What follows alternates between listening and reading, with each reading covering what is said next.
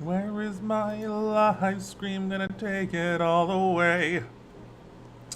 There we are. So, welcome back if anyone is tuning in. I have been off most of this week just because of trying to get life together. My desk is not organized, nor is it beautiful, pristine, and perfect. But that's okay. I have been kind of out the last couple of days with severe food poisoning. And prior to that, my body has not been doing well for X, Y, and Z, right? But I unintentionally progressed into 2 missions while, I don't know, in a week. So I was trying to hold off all of my MSQ missions to specifically my stream, just in case anyone who's not familiar with the story just is like, what's going on? But yeah, accidentally skipped 2 missions, but literally added 0 context for anything. As soon as I even noticed that I was like in an MSQ mission, I was like, holy shit, I should be streaming for this, I stopped. So, with that in mind, I have a couple of theories about some stuff. So,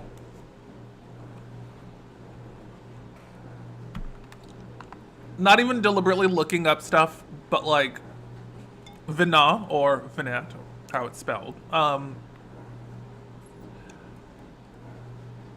I thought she was a member of the Convocation of 14, but based on a couple of things that Ahmet Selk said, it makes me think that she is, if not, is one of the few people who have resignated from their seat, has vacated their seat and then chose to not die.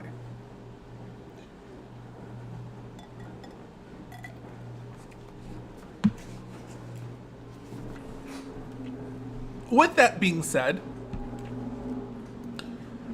I know previously I had stated that I thought Vina's true name might be Artemis. For the goddess of the moon and the hunt, prosperity, the animals, all of life, so on and so forth. But then I realized that the way her name is spelled in Japanese is Venus. And I actually had a huge conversation with mostly myself and my and the Discord for the free company I'm part of. Ooh, Darkman Syndicate. Woo. But it was because of that name change, not name change, but because of the change of Venus to Vina in English, it actually creates more of a distinction as to why. It informs me more that her name is Vina and not necessarily that she has a different name because she's part of the Convocation. She's not her title. With that being said,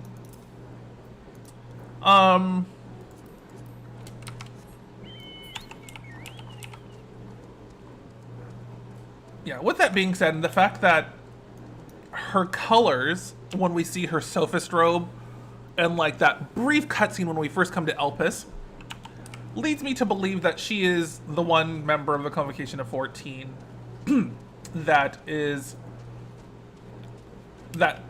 resigned, obviously. Then the other thing too that I have that's swirling about in my mind, theorizing stuff as stories kind of continuing progressing and everything, is that cause the way I interpreted the way the actions of the Convocation of 14 prior to getting to this area and everything, but then I had to think back to A Realm Reborn and think back to Heaven's Ward, is that when we fight Nebralius, or whatever his name is, back in the Chrysalis, we very clearly in that cutscene prior to that see 14 members of the Convocation as Amarantines, right? And all of them are still wearing homogenistic colors. if Vina was part of them, right, then she would hold distinction again. Similar to Elbidius, like, I'm gonna keep saying Elbidius, but I know that's not how it's pronounced, and someone's gonna call it out on me again. But then I was also thinking, like, his colors aren't distinct in that either, so it's giving me slightly conflicting information, but it still gives me enough information that I can work with. Then I thought, well, if she's the heart of Heidelin, right, that would also explain the distinction of her colors, but then Heidelin doesn't exist here yet. However, like, anyways, my interpretation of it was that the convocation was divided amongst themselves. And so, to me, I was thinking, okay, we have the convocation of 14, right? We have the Unsundered that we've met already. Then we have Vina, who we have, and then we have ourself, who is accepted as a member of the convocation. And that we are given the information that we stood against them. We're like, oh no, bitch, we're not doing that. But then we're also told that we're the only member of the convocation that didn't do that, or did do that. Because the way I was interpreting it before was like, it was a split. Like, the convocation was torn. And it was, half of them wanted Zodiac, half of them wanted Heidelin, both got summoned, both got fucked up, right? But that's not really kind of what happens. And then I was thinking, you know, at least trying to theorize and, like, game theory this, essentially, which is that Heidelin is stronger than Zodiac for the reason that less members summoned him. But then we find out in story that Zodiac is in fact stronger than Heidelin, but Heidelin was created with the express purpose of suppressing him, and therefore it's different. So, anyways. So, where was I going with this? Either way, like, a bunch of information started coming to mind. Like,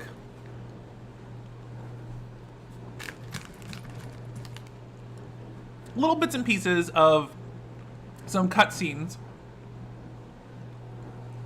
very particular verbiage,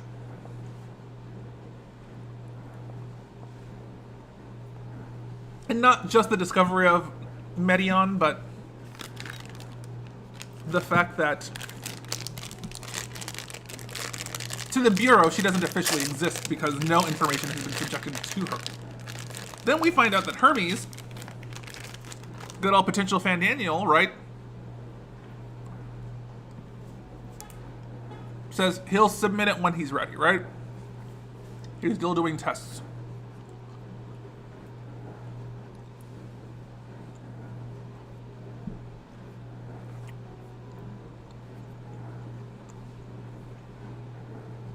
Not only that, we discovered that he also created something else that seems to be off the books, which is a device for memory manipulation to, you know, change certain factors for these created experiments and lives, right? Both of those are shady as fuck.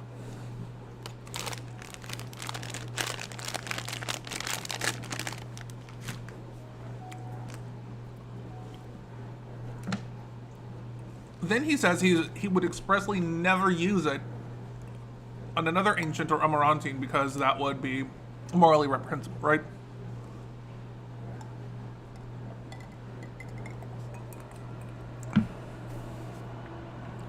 Then we find out there's not just one Medion.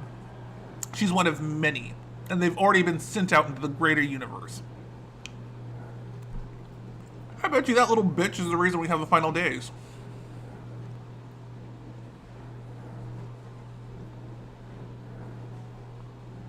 Then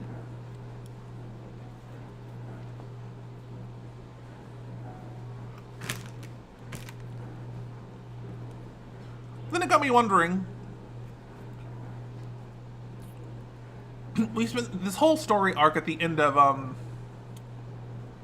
Shadowbringers and mostly the beginning of Endwalker, trying to deal with what is the word I'm thinking of? Trying to deal with the people who have become tempered, right? Because anyone who performs a summoning becomes tempered. I'm assuming this doesn't apply only to regular humans or anything that summons something. I am assuming it applied all the way back to the Amarantines. Did I leave the bathroom light on? No, I didn't. And then I was thinking, if they summoned Zodiark, right? Why aren't they tempered?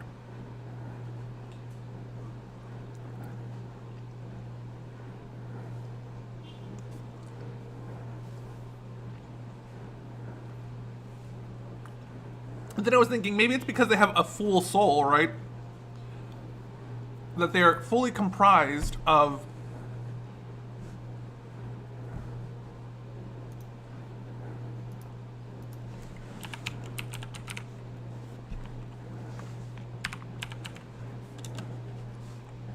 since they're considered a complete being, right?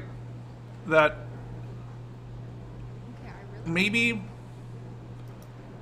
that is the reason that they're not tempered. But if Zodiark required so much ether to be summoned, whether they were an Amarantine or not, it would still have to do something to them. Maybe they were enthralled. Maybe something.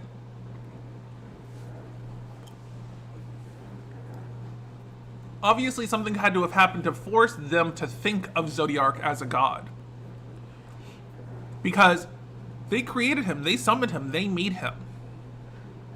He's not a god, he is a creation to them. So when did the mindset change that Zodiark became a god? Unless they are tempered and they don't realize it.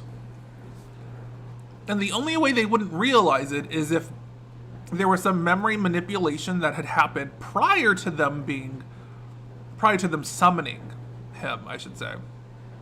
That kind of blocked out the ability for him to completely temper them.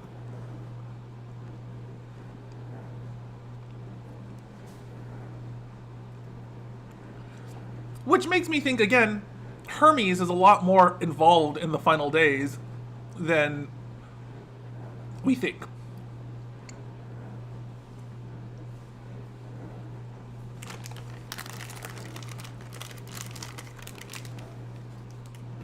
And if not, he is the root cause of it, I should say.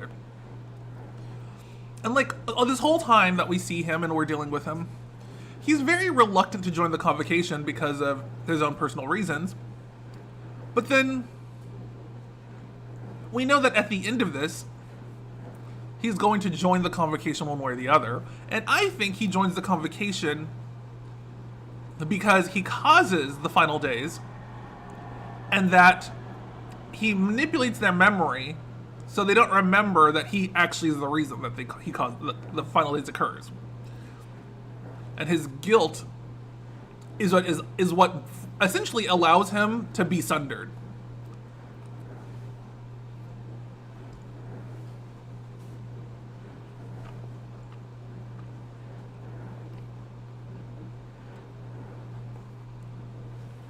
The reason I say this is because his name is Hermes. You know, Mercury. Mercurial thinking, fast acting, fast emotions. Not a lot of thought, but still very thoughtful.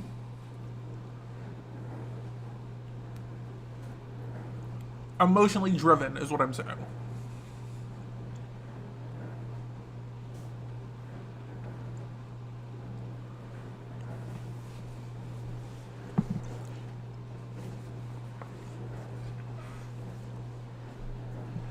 Then we have Hythlodaeus, right?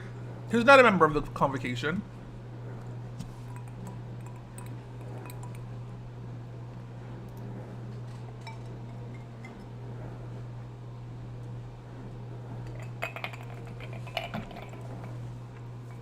But talks about his ability and his specialty in terms of being an Amarantine and why Emmett Selk is better suited for the position that he was offered, which is Emmett Selk.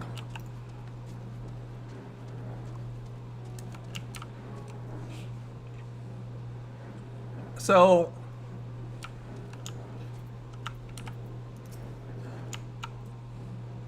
I think here Hythlodaeus has already become somewhat aware of the fact that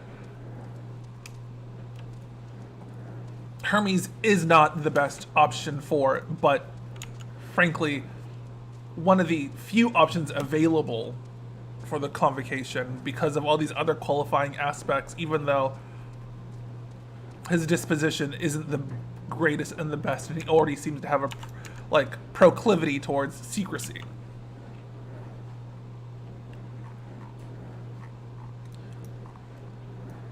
And being that Emmett Selk already seems to be described by everyone here as he didn't necessarily want to take on this position, but the fact that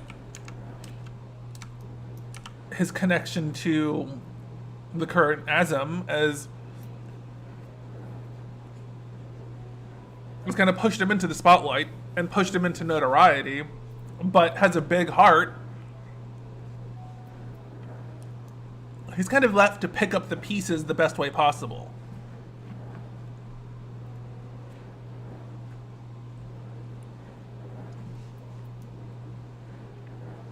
So, but then he's also said something very specific where when Hermes was talking about the current Fandaniel returning to the star, that he himself has never experienced that emotion, and there's always some bit of sadness, but he's not experienced it the same way that that Hermes has about Fandaniel.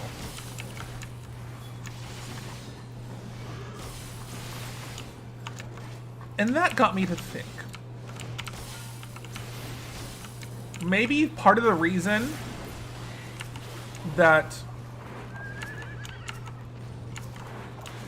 the whole thing becomes so upsetting for Hades and why he becomes essentially the gatekeeper is that his guilt in his participation of hurting their culture and society and everything else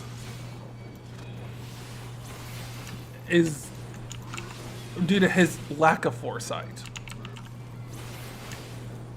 If that makes sense. That part of the reason that he's unsundered is the fact that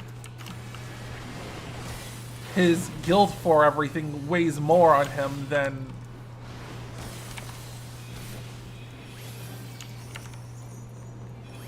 what could be stripped away. That level of emotion, that dynamis, that drawing energy, that dark energy essentially, eventually fuels them and keeps them as whole.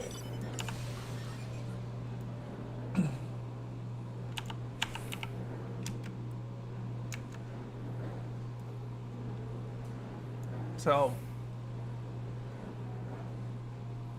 yeah, just a couple things that I've been mentally working through, so.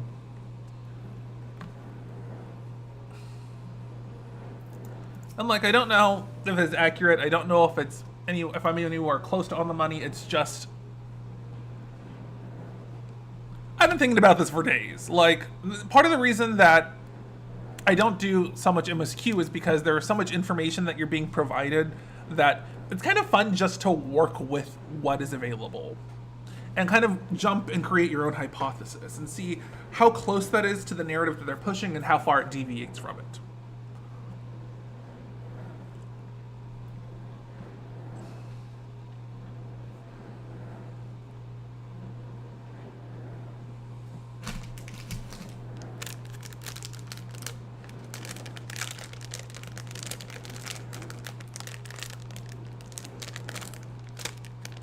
With all of that being said, if part of Hermes' Fandaniel's soul existed and is part of what actually created Ammon, the genius would be there.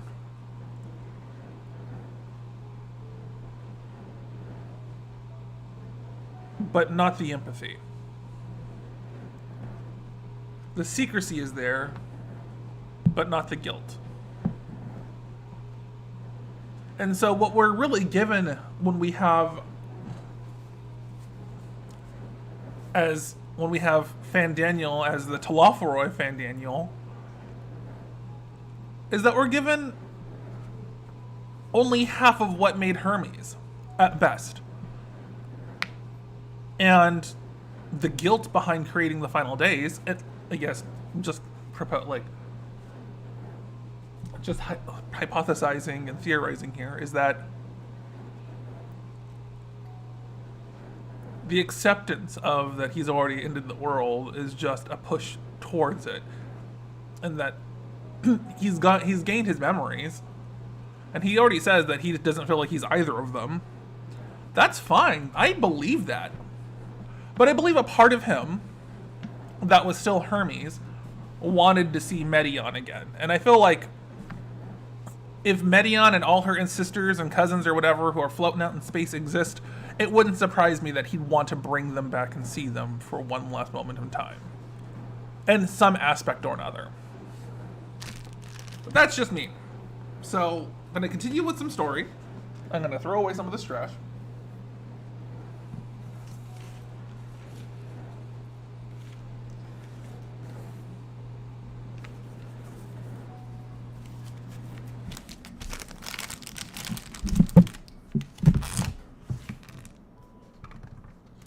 I'm missing a nail.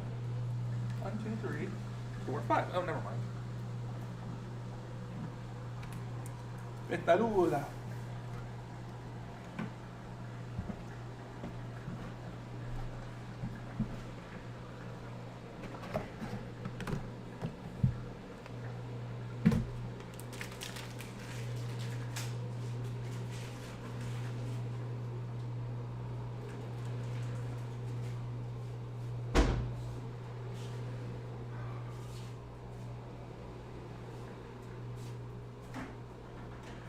Ready for your thoughts, my lord?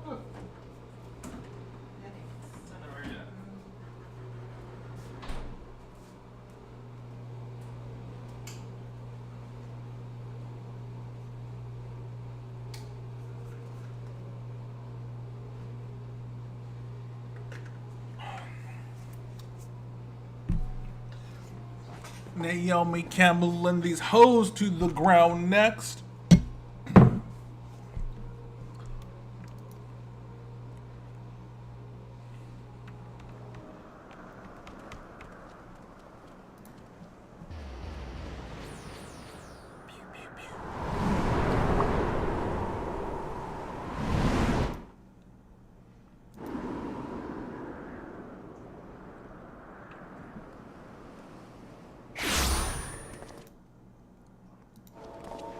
I present to you Calamelios Zephyros.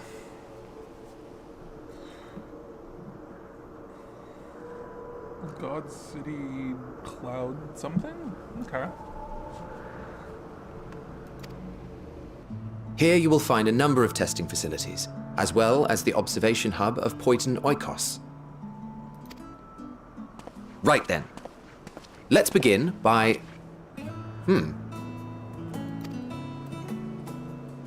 Spriggan. Well, well. An Arrhaeus. How do... Oh, shit. Cut him off. He's like, hey, bitch! And what, pray tell, is that? Ah, that's a new species of shark. We approved the concept but a few days ago. Sharks are among the most popular sea creatures. Rare is the day when someone does not submit a new concept. At first, they were largely orthodox, consideration given to such things as size and environmental impact, and then a whimsical someone thought to bestow it with flight, another superior intelligence. And then the floodgates burst, concepts with multiple heads, or arms and legs, and so on and so forth. It was getting absurd. A part of me wanted to tell them to go away and find something else to create, but in the end I couldn't deny their passion. And here we are.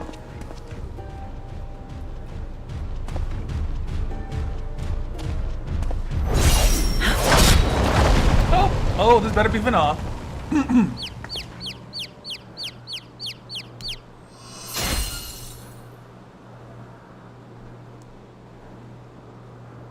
That was too close.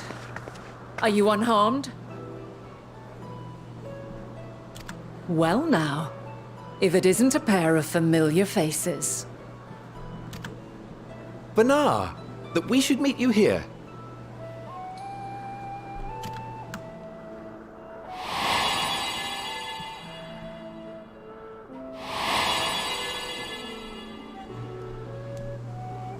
As I mentioned earlier, the better part of the convocation holds that when we retire is when we return to the star.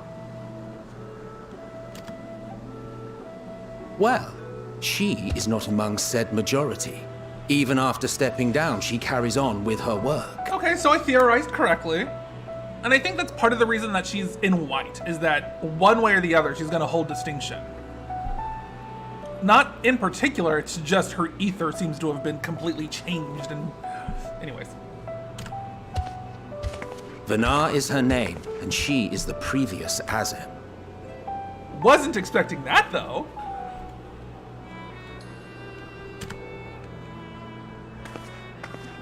It has been a while, Hythlodaeus. You look well.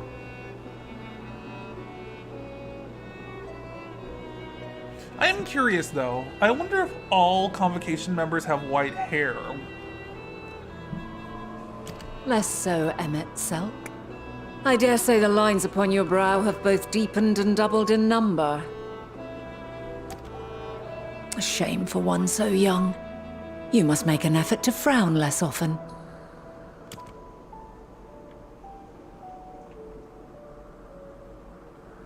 Easier said than done, thanks to your unruly successor. How is he, if I may ask? Incorrigible as ever.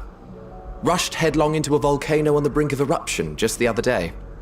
I should be glad to share the tale in its entirety later, if you're so inclined. Oh, you know I am.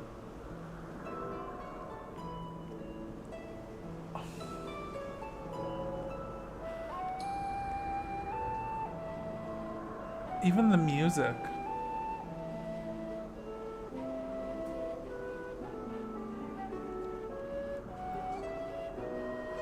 Like, I'm getting chills. Like... Now then, you are?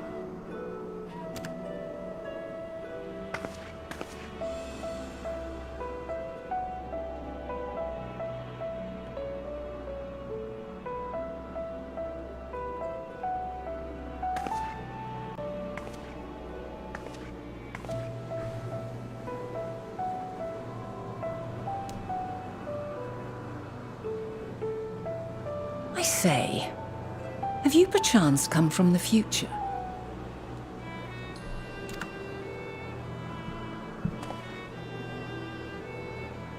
I do not believe we have ever met, yet I sense my magic upon you.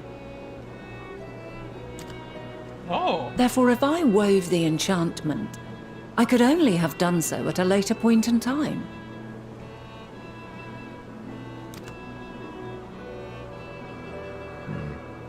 What manner of magic is this, if I may ask? A traveler's ward, of course. It prevents the corruption of one's ether.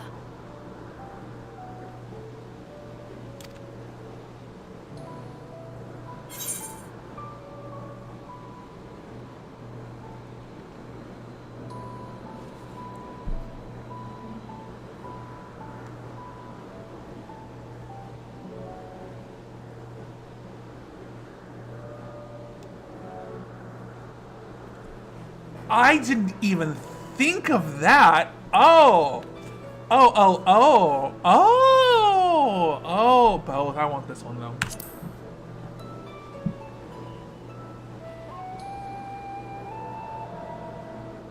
I see you are not ignorant to its presence. And while there are many protective spells, the one you bear is unmistakably mine. Hold on. From the future? That's absurd.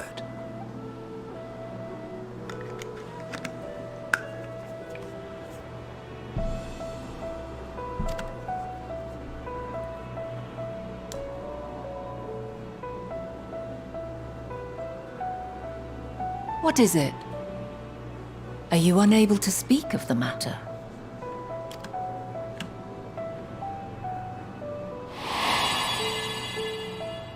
The reality to which you must return exists as a result of the final days. You cannot reshape the past to undo the tragedies of the present.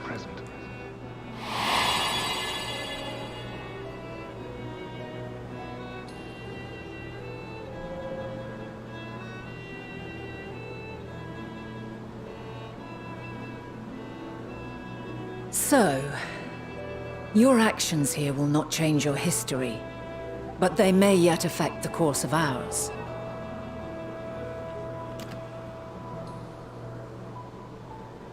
How very exciting! I'm quite fond of delving into the unknown, and there's naught more unknown than the future.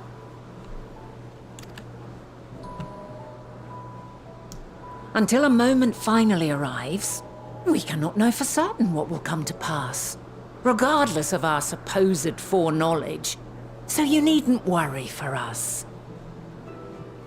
More importantly, that you should go to such great lengths as to travel unto the past bespeaks the gravity of your quest.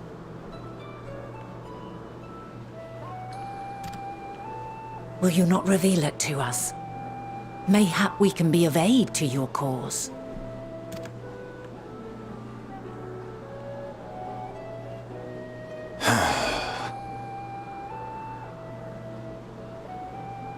If this is true, then you've been keeping quite the secret to yourself.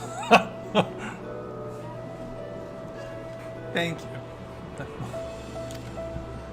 As a representative of the Convocation, I will hear it all. Your identity, purpose, everything.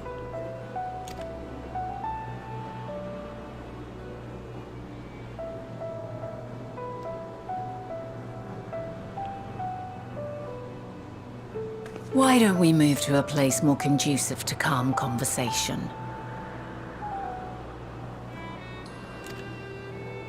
I've been working here for some days now at an old friend's behest.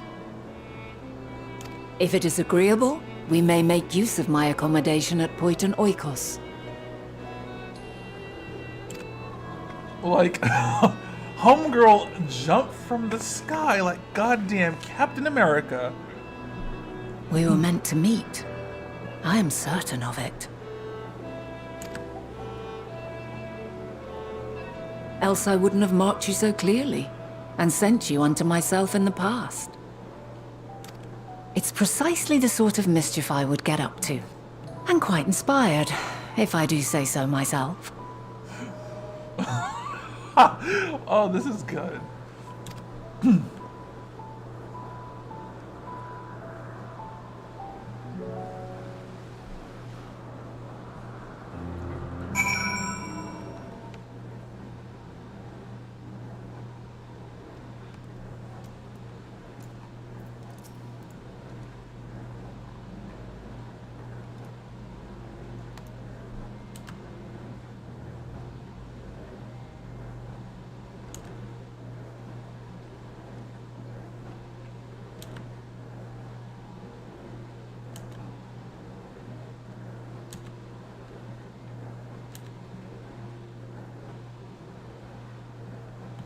Oh, a chimera. Not a chimera. Oh, it's a Coral Regina. Oh, okay. That's even more exciting. Okay.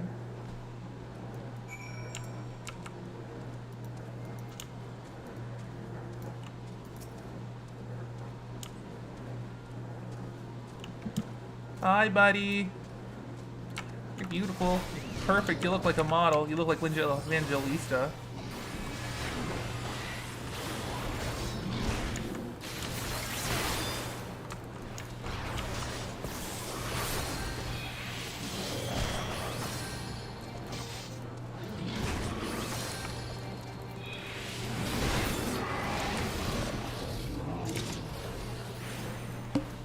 Why did I do that? Oh, I really need to fix that.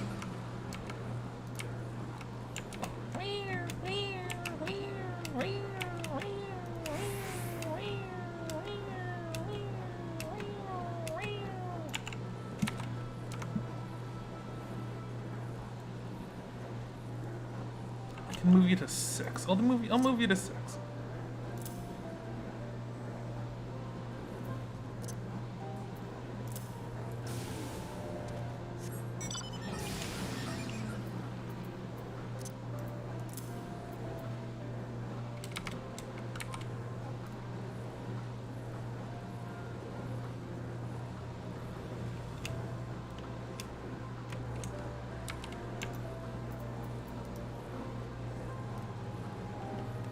Not unusual to be loved by you.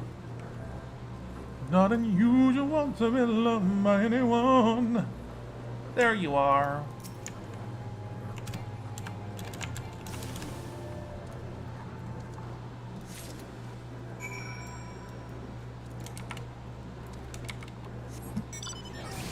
You know what? I haven't been using my panther. Oh. Oh, it's magic. You know. Where are you?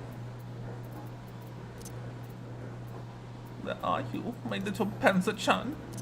Oh, good old Midgar Stormer. I don't know why he's Swedish now, but why not? Why not?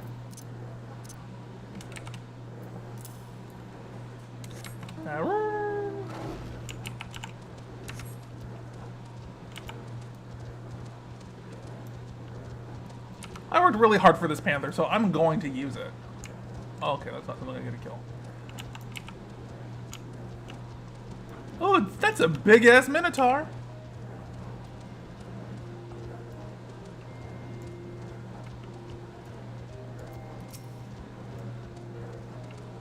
Hey, girl, hey.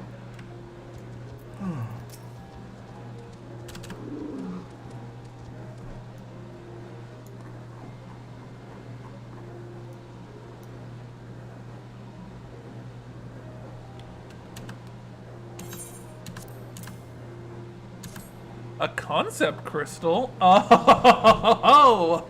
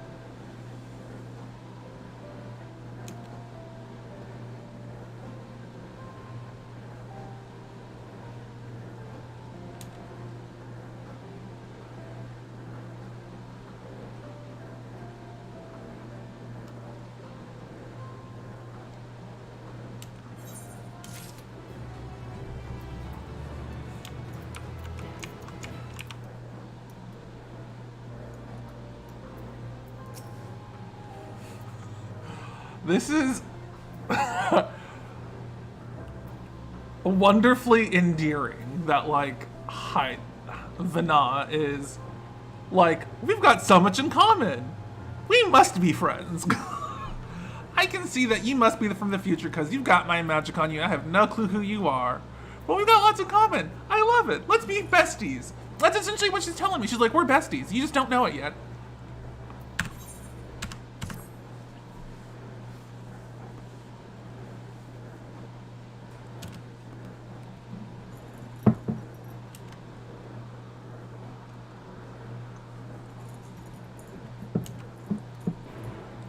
Girl. It's like she just propositioned me. She was just like, I've got the whole place to myself. Ew.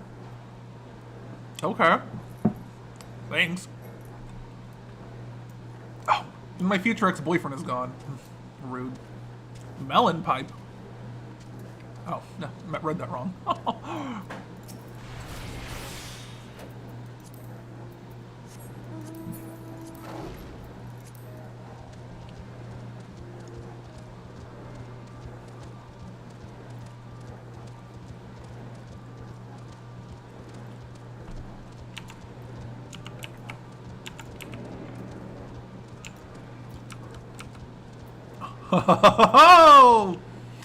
Oh, look at the little fairies.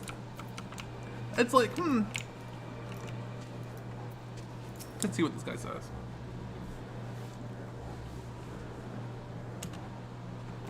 Okay, that was useless, but thank you.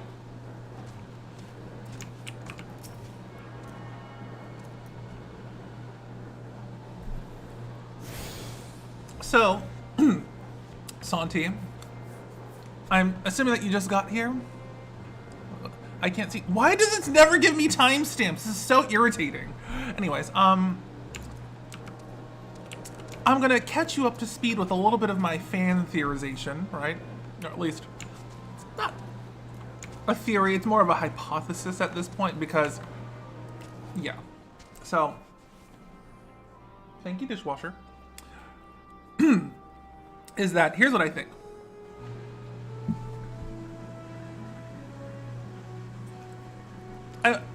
Dishwasher, but still, it's just loud. Is this. I don't know why I just did that. I was like, yeah, you can see this. I mean, yes, you can, but it doesn't help. It doesn't do anything. Is that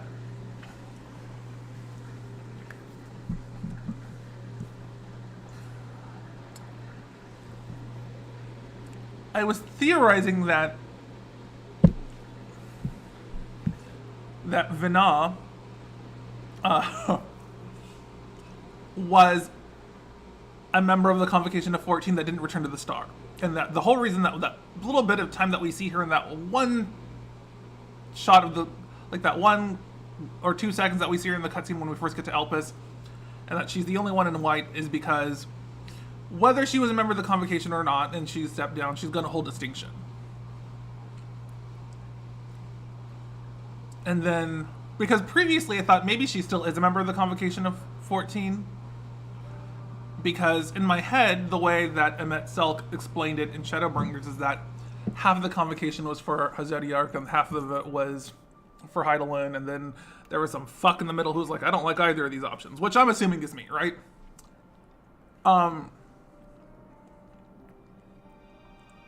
But I feel like I have to retroactively change my idea on that, or at least reshape it more properly. Which is that, since I know now she's not a member of the Convocation of 14 at all, at this point, and that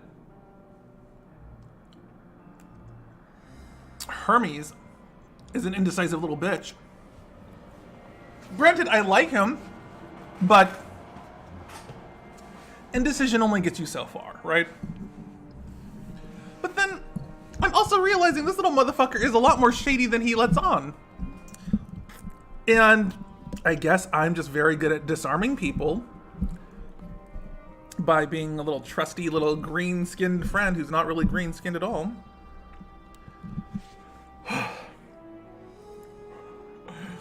He's like, oh yeah, I made this bitch.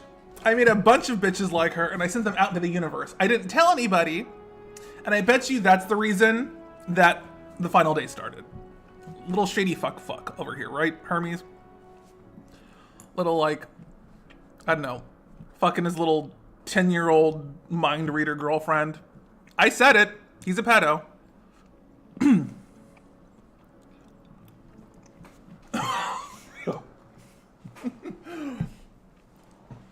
Hythlodaeus is beautiful.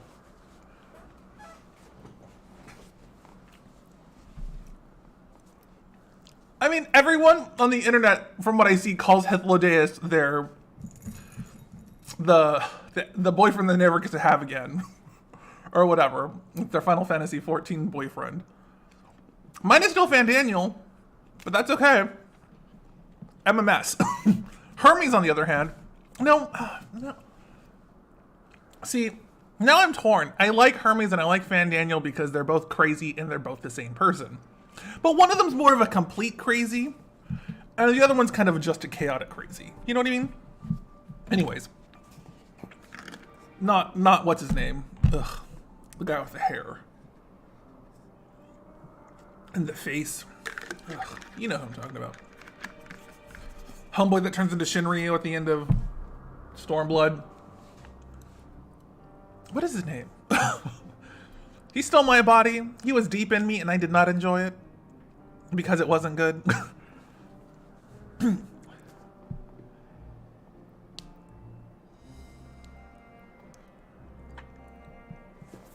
Well, that's kind of the thing, is that we talk about Akasha, like, or the concept of Akasha, or what they call it here is dynamis, which is emotional energy, and I was already theorizing that that's part of the reason that our character is so fundamentally strong, right?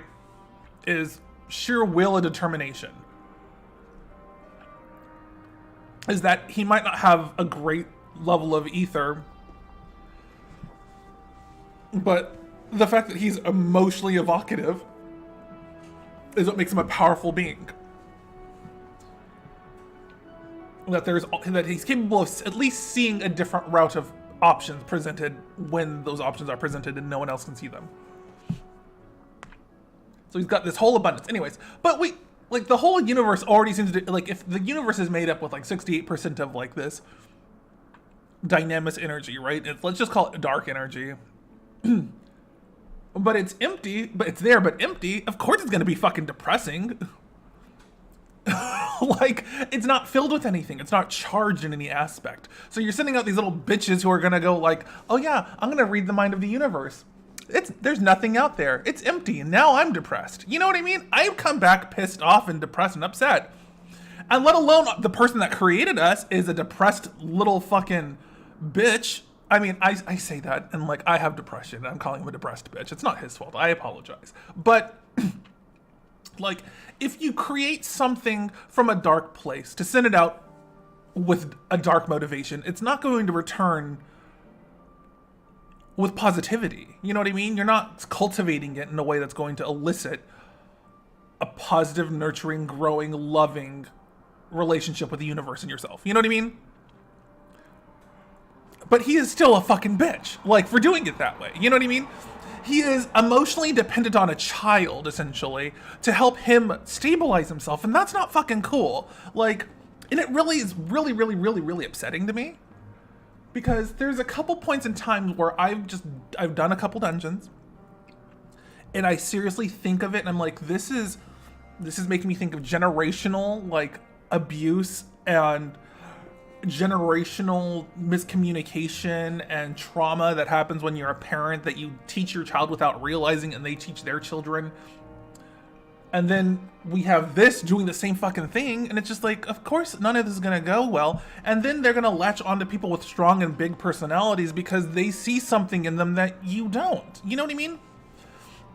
Anyways, that's not where I was going with any of this, but I think Hermes straight up causes the final days. And there's nothing that you can say that's going to change my mind about that. And the whole reason I think he causes the final days is because of those little fucking bird thing, the little harpy bitches, his little 10-year-old girlfriends. Then this, right? Is that we already learned that he has the ability or access to technology that can alter memories, right? This spells disaster for me straight up. And I bet you motherfucker realizes that he causes the final days, right? Because of these little bird bitches. Then he's like, fuck, I can't let anyone figure out. And the people who do figure out, I'm gonna just brainwash, right? Whoop. And therefore, we have the convocation of 14 who gets fucking brainwashed because he's like, I would never do that. That's morally reprehensible. This and that. Motherfucker does it because he's a shady bitch and doesn't want to be blamed for the fact that he caused the end of the world because he's a weakling because he didn't follow protocol.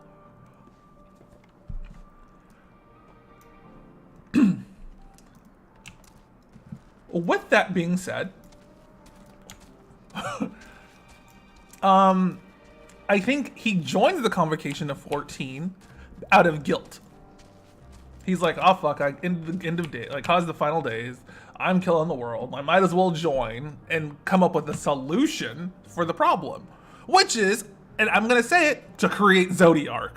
I'm gonna blame this motherfucker. You know, he creates, not only him, but like everyone else, at least I imagine that he puts the idea forth, right?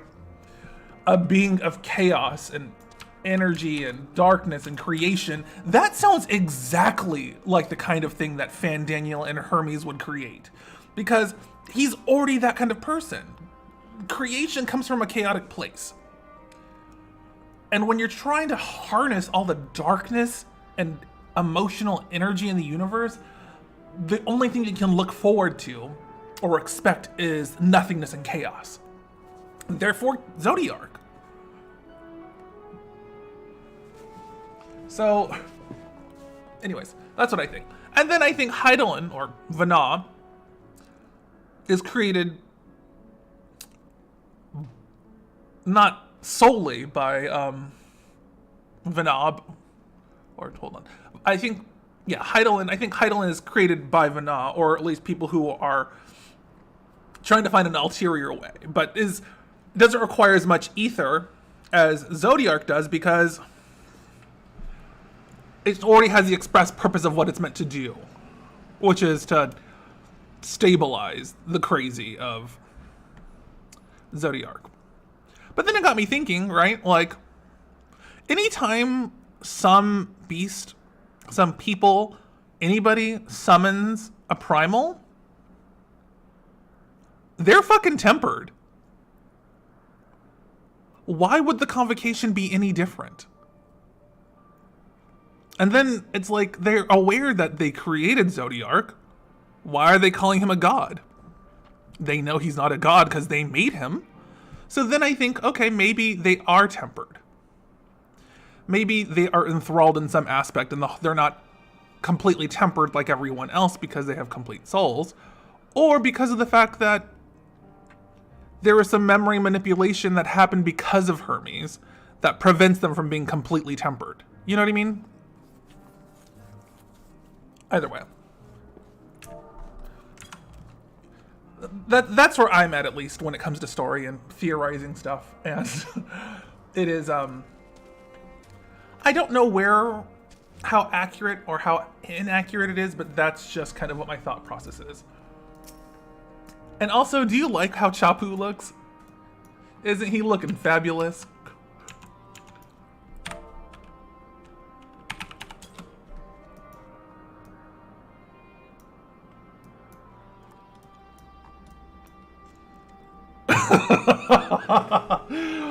He's just like, what you want to do? Look, this okay, I will tell you. He is maxed out now. He is literally maxed out. Rank 20, everything unlocked.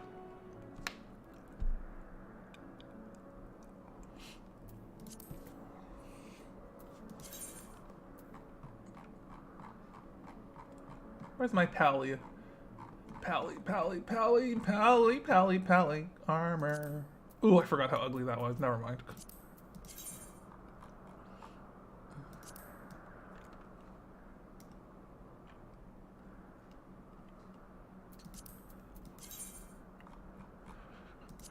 I've been working on Chapu for years.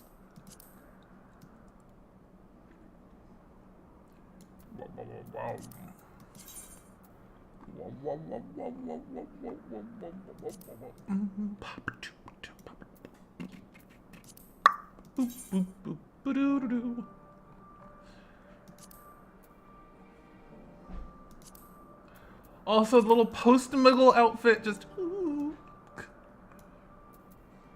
Anyways. Where is it? Where's the one I'm looking for? Orthodox? Oh, no. Miss Guardian? No. No. Girl, where are you? White Mage. No. Where the fuck is this?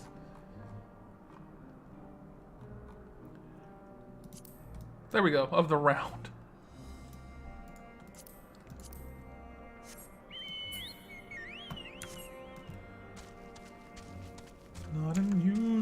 Okay, so let's see. I was like, who's this little bitch? Just some random person. You're gonna get pet in the face.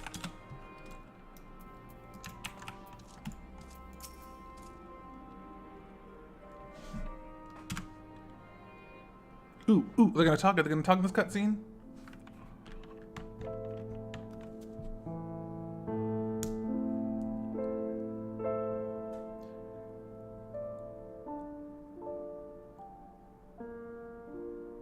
And it's answers. A wonderful aroma. I feel more relaxed already. Girl, I will take it and give it however you need it, girl. Mr. Hitler Days. I loved him just as a shade of his former self. Then I loved him on the moon, and I love him more here. And he's got my favorite colors.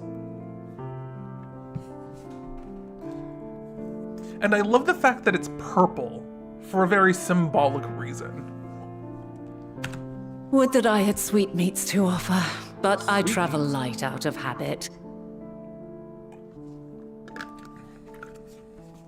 Sweet meat. There's plenty of hot water though, so please have as much tea as you like.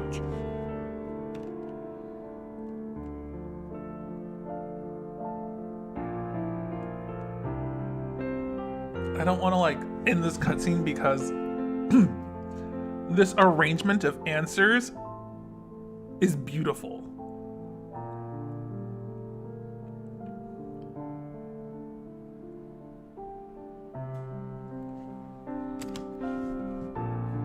Now then, will you tell us your tale? No, but I'm sure you're gonna drag it out of me anyway.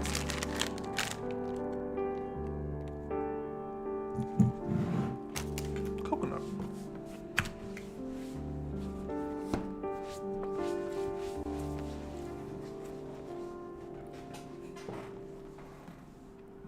He's like, I got a big dick girlfriend. She's goth and thick. Let's see. 1 second.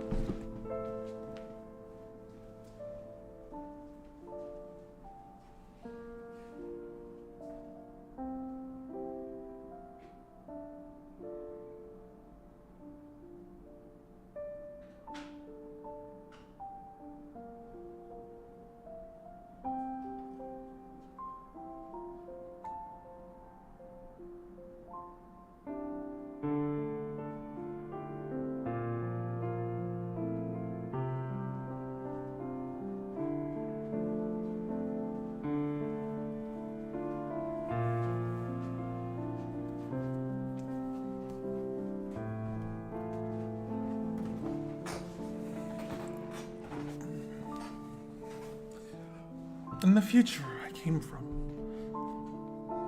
a calamity called the final days has befallen the world.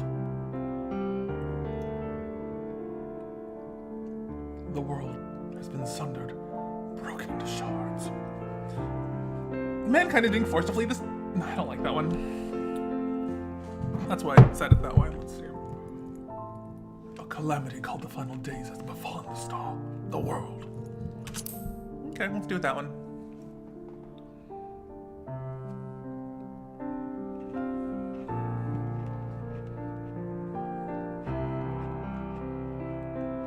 Why don't you start from the beginning?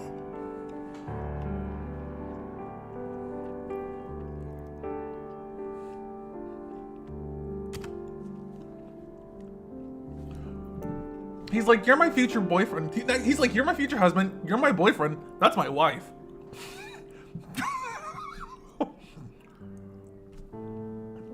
I'm never gonna stop loving these hand motions.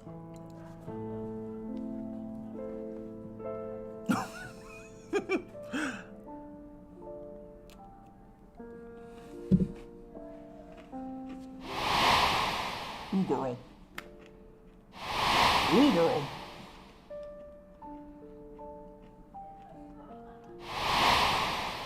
Ooh, girl. Ooh, girl.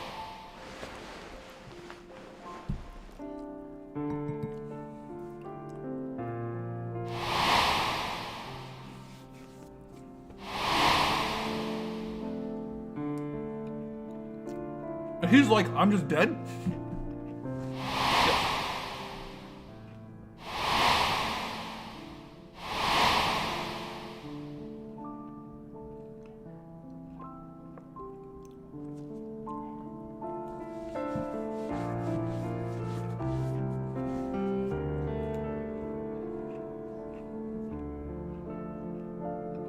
Preposterous. Utterly preposterous.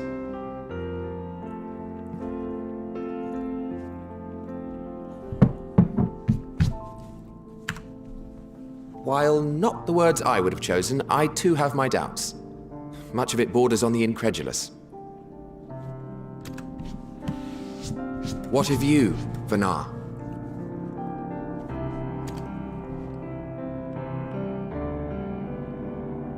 Ooh, she's shook.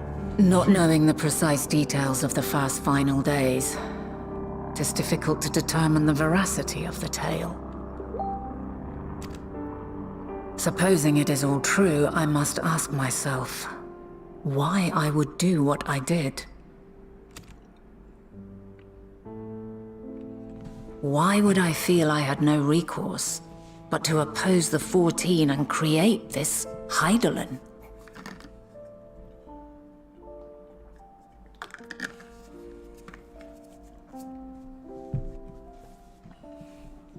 Girl, I tell you, it's Hermes and his little shady shit.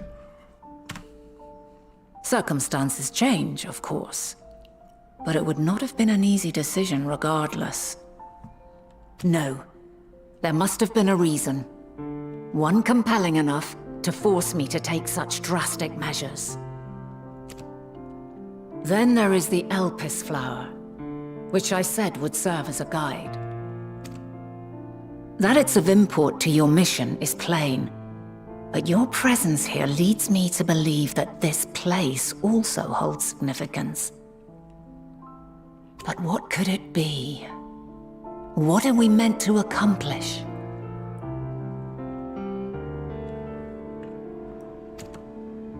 Might it not be simply thus?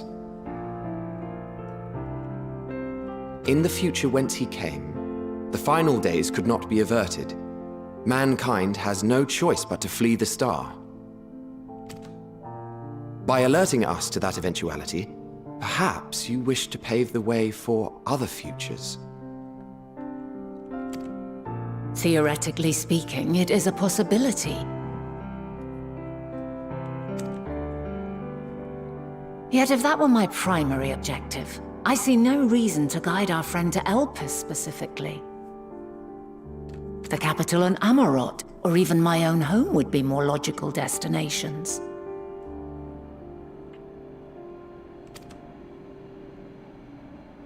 Poor Emet Selk is shook right now. Do you see this? True. I note also that Heidelin did not specify a point in time to which he must return.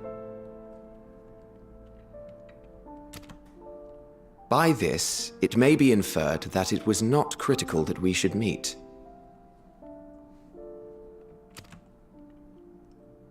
Alternately, she had reason to believe that our paths would converge, coincidental though it may seem.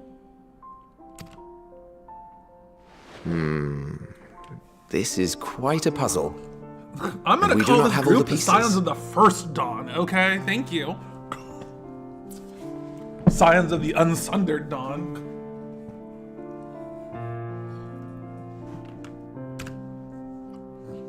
Hardly any. But we do have one immutable fact.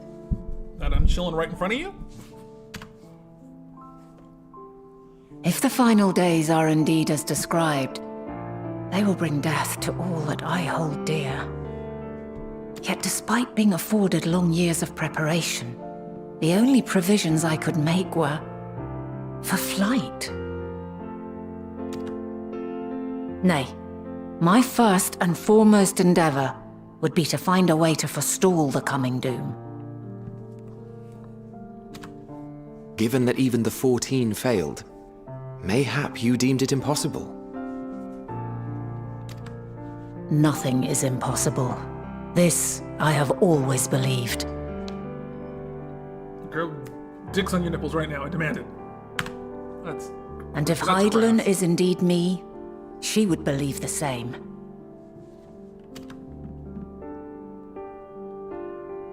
Listen to yourself. Are you seriously entertaining the notion that you are a messianic figure in some far-fetched tale?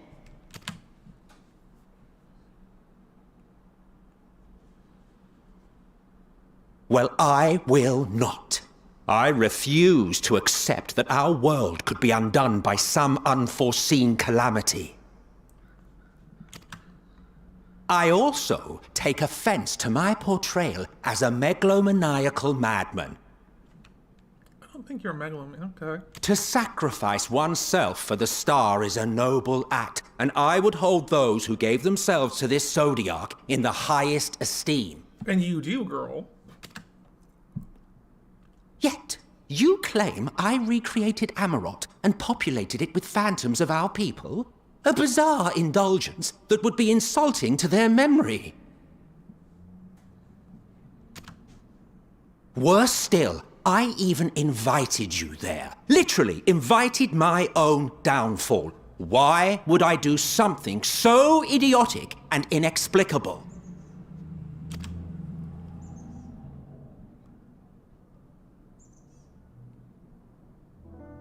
Now, I will allow that the hypothetical task of restoring our world would be daunting in the extreme. The thought of having to bear such a burden for 1,000 lives horrifies me. Oh, and now they're playing his theme music. They are trying to get me to cry up in this.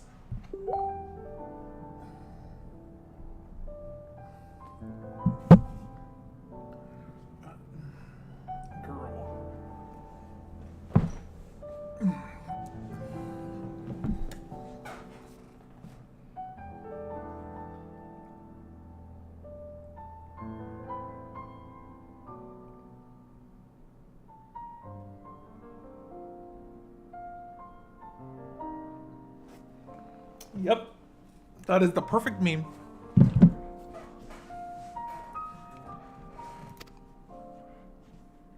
But I would never forsake my duty. I would never forsake my brethren. And you don't, girl. This is traumatizing.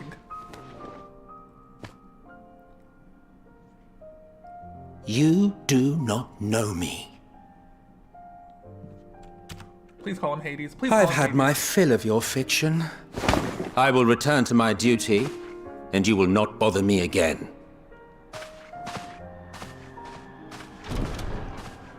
Emmett Selk! Wait!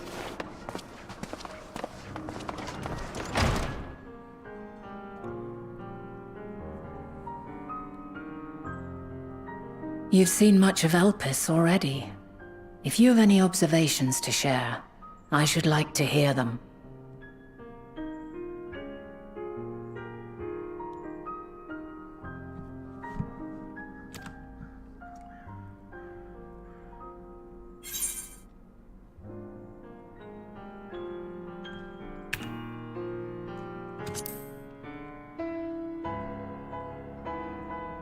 Why is my neck so thick in this scene? Hermes and his creation Meteon, you say?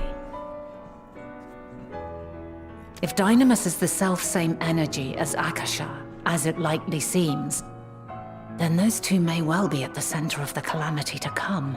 This warrants further investigation.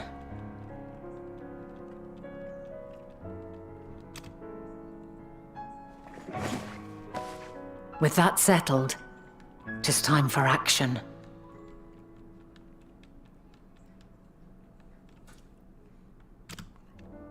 The missing pieces of the puzzle are here, I'm certain of it. And when You you know what I find like them, about her? the picture my future self has painted will be complete, and you will have your answer. Yashtola energy is what I've got to call it. Tell me I'm wrong.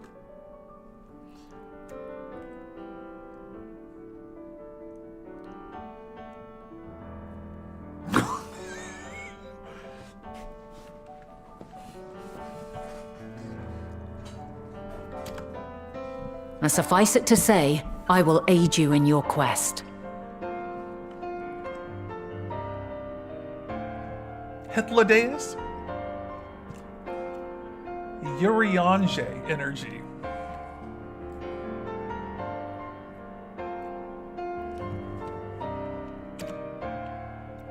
I'm gonna keep calling this group of people the Dions of the First Dawn or the Unsundered Dawn, something. You know what I mean? Because they are Emmet Selk?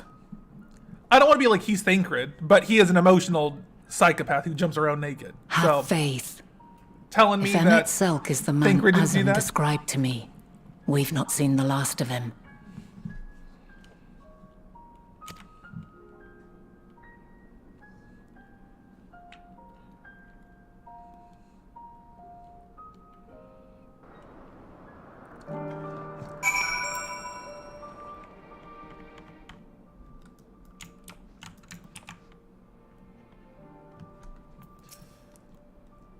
Shall we begin our investigations then?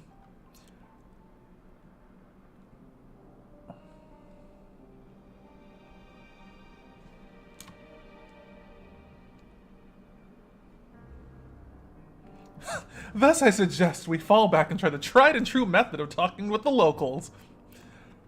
This bitch. This is how you know that she was the previous Azam. You know what I mean? She's like, let's just talk to everybody. Someone's got the dirt on this dick, okay? She's like, I haven't been riding community dick for years without getting a little detail. You know what I mean? That's crude, but still, like...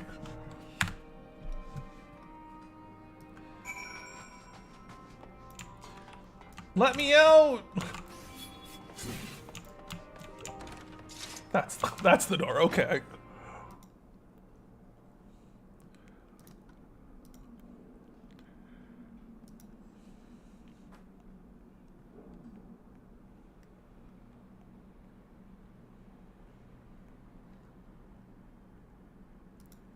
Wait. Is that a spoiler? Please don't tell me that's a spoiler. Don't tell me there's two of us that pop up like that. Oh, I thought this guy was Al-Ra for a second. I was really excited. Repair me!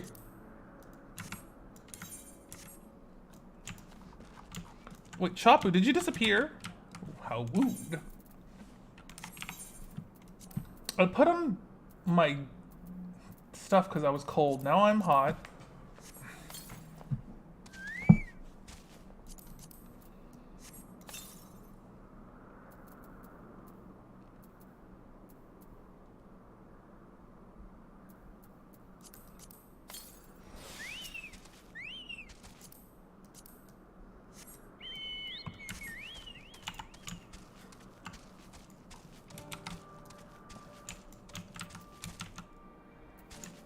I don't want to talk to the locals. I want to find Aetherites or Aether whatever southwest. I'm home. Someone thought it'd be a great idea to give this shark flight. Okay, thank you, psychos. To the west. It's either down here or up there.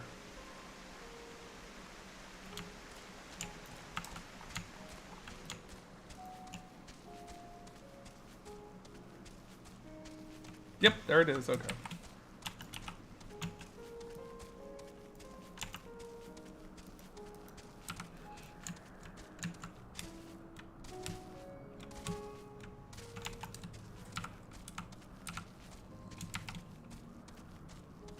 Primordial Episurf. Okay, thank you. I'm a little disappointed about some of the creatures here. I think I said this before, is that like all the animals and stuff that we meet in the world, across all the worlds, are obviously deviations and derivations of the ones that we come across here, but couldn't I have made them feel more like they were the original one? You know what I mean? Like, this is literally just a rename, not even a recolor or a reskin. It is just a rename.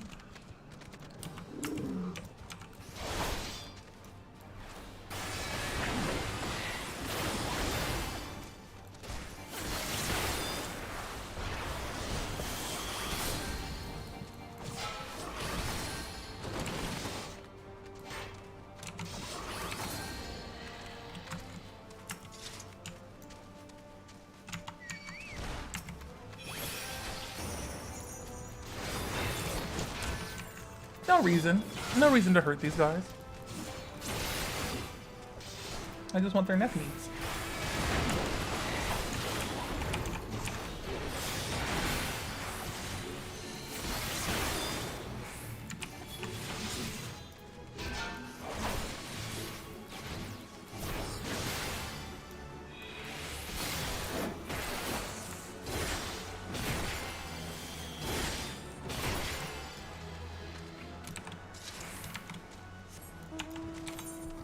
So I can figure out why Emmet Selk isn't unsundered. I can even figure out why, like, Elbidius is unsundered. But why is La Habrea unsundered? What does that fucker have to have? What does he have that makes him special enough to not be sundered? You know what I mean? You know what I mean? I want to know. Do you know? Is that answer ever given? You can just give me a yes or a no. And if it's not given, fuck him. He tried to kill me like 5 times, and I almost said I ate his ass, but then it's like, okay, well. I wonder what he originally looked like before he was stealing people's bodies.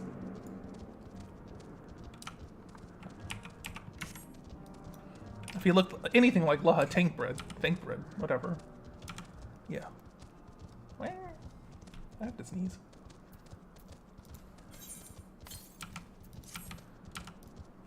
"41 to the east," so it's up here.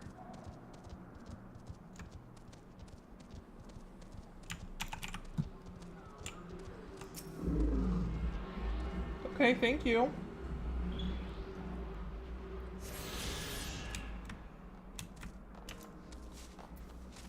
Lush Medusa. Hey, girl. Not Google, what? I said, hey, girl.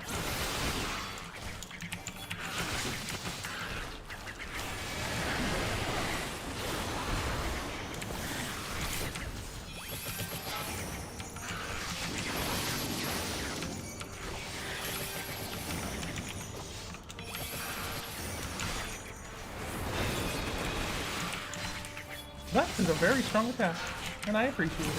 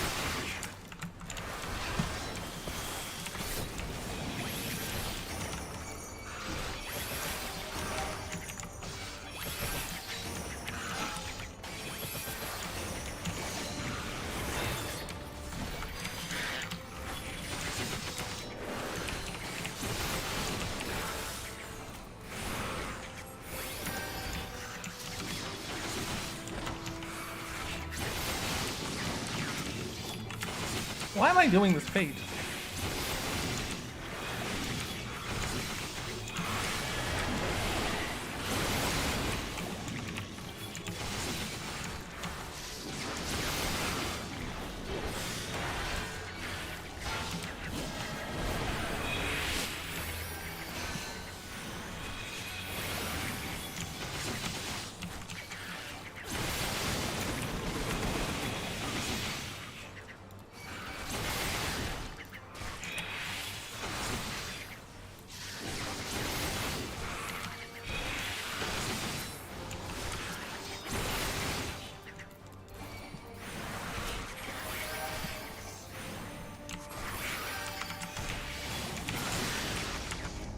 And I failed it.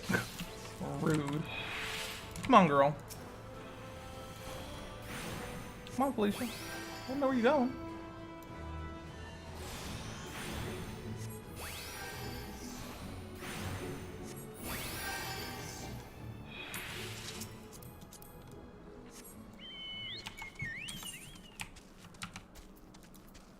I still think that's a big-ass Minotaur. 266 southwest. That means it's over here again? Ugh. I don't want to do that.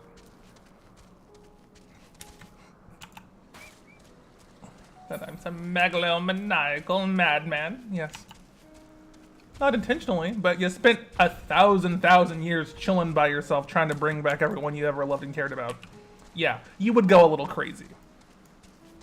Also, you don't seem surprised by the fact that you're immortal in this aspect when you literally can grow old in your culture. He's like, everything else, believable. Me becoming a madman, unbelievable. Me living forever, I believe that. Okay, thank you. So wishy-washy. Northeast now? Ugh. Northeast, northeast, northeast. Ugh, northeast? Northeast. Northeast.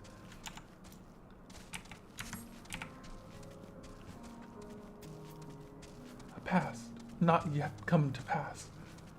I bet you thought they were clever with this name. They're like, ooh, we're gonna allude to stuff.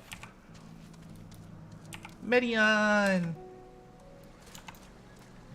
Medion is like the Digimon that we didn't want.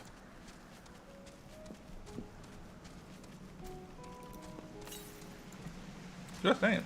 South? Fuck this, I'm not doing this point. It's south. No, it's northeast. No, go fuck yourself.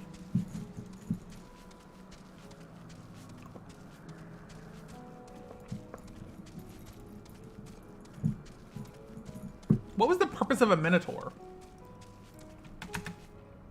They're aggressive, they're hostile.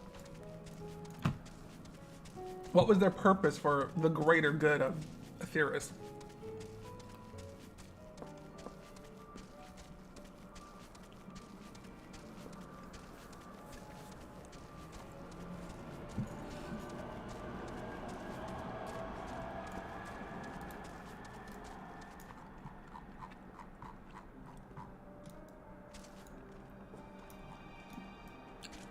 Okay, girl. Thank you. Just doing my job.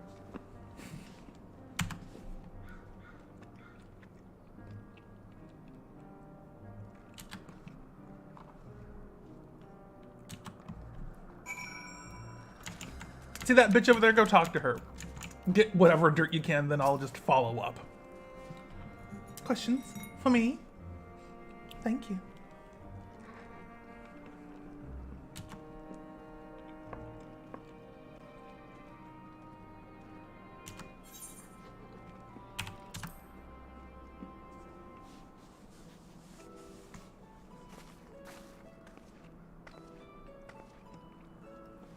Greetings.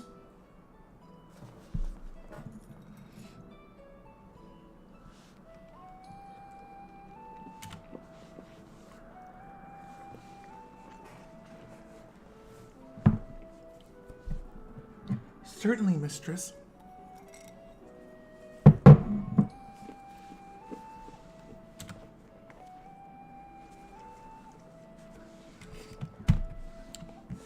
I want to know his date of birth, his social security number, if he's got any proclivities towards vehicular homicide, if he has any allergies, if he's willing to have a preventative vasectomy, if he's willing to kill his daughter, if he likes flowers.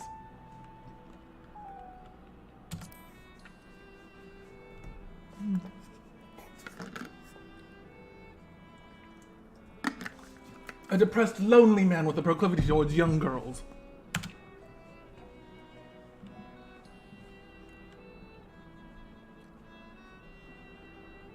Yeah, we already knew that, girl.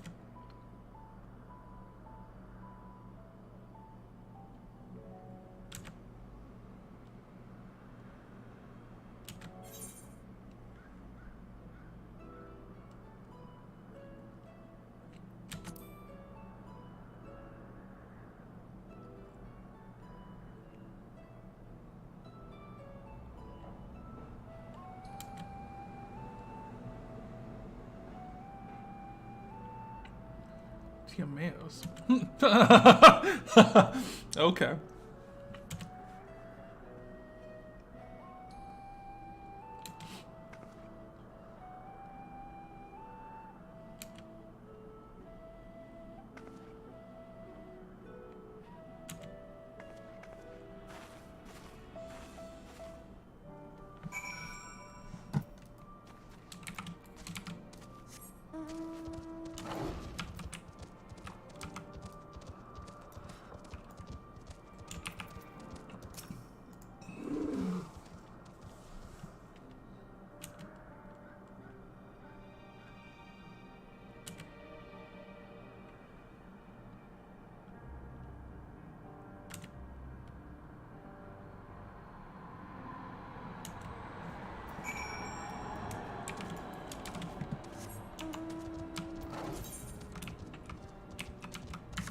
Let me into your building.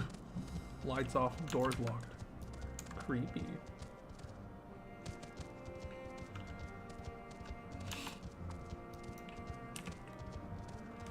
It's not unusual to be La Brea.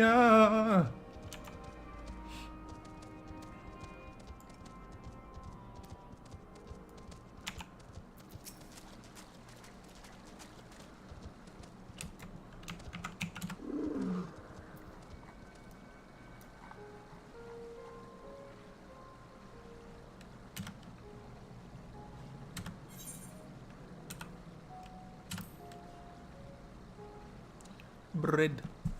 Bread. So, what is it you wish to speak about? Your haircut, girl. Where'd you get it? Is it true that you're an expert on flying creations? What do you think of Chief Hermes' flying creations?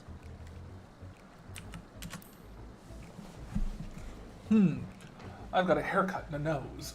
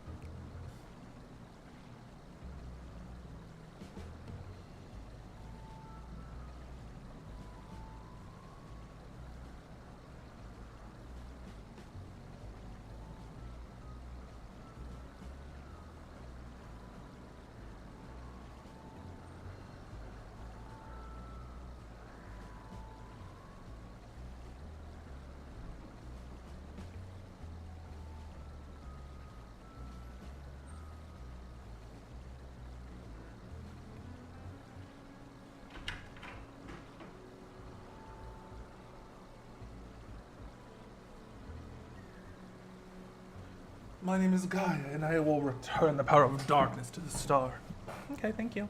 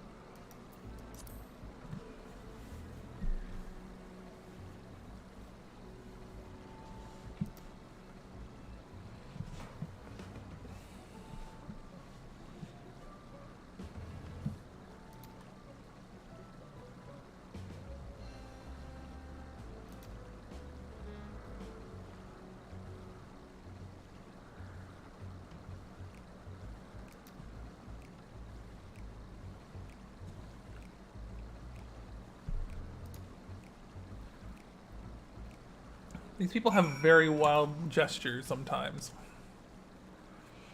So, I almost pulled a Brittany the other day and like started shaving part of my head, and I was just like, I'm gonna stop here, and then didn't cut the rest of my hair. So now I just have some weird little bald spot that's like right here that looks crazy. And I should just shave the rest of my head. At least Brittany had the conviction to go through with it. I was like, I don't want this anymore, and then stopped.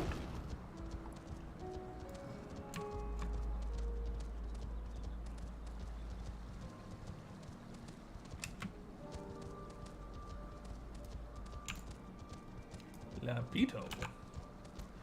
Koo-doo-doo-doo, koo-doo-doo-doo. The fate discovered nearby.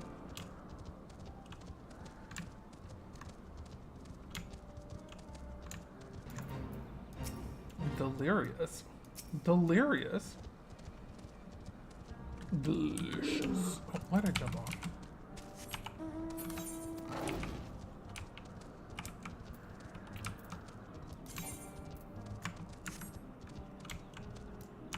Oh my god, look, it's a little thingy thingy. Has its little beak.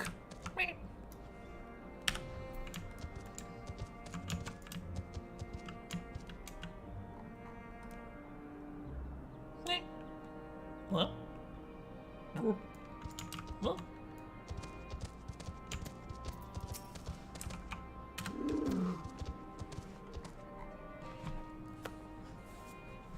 She's like a Lullafell mixed with like a really tall Elizin Rogadan woman.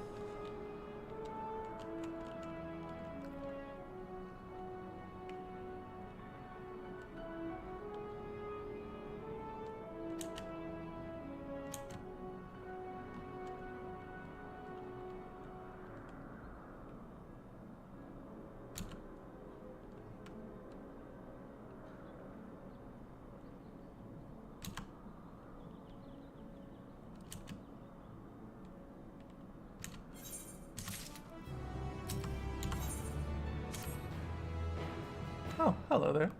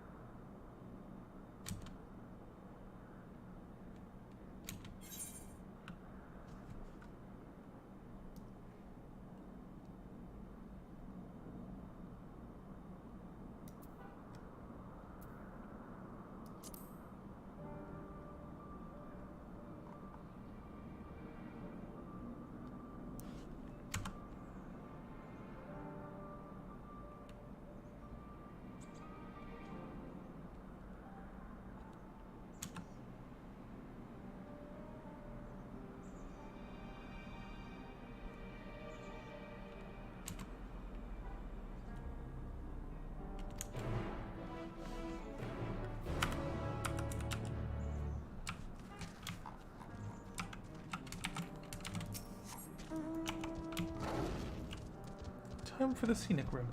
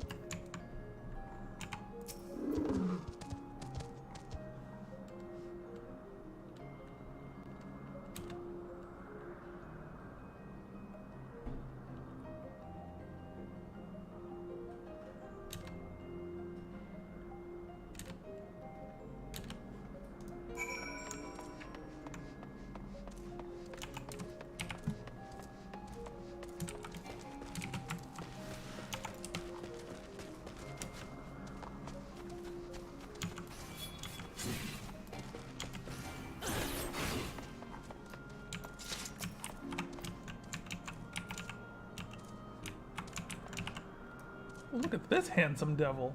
Ooh, girl.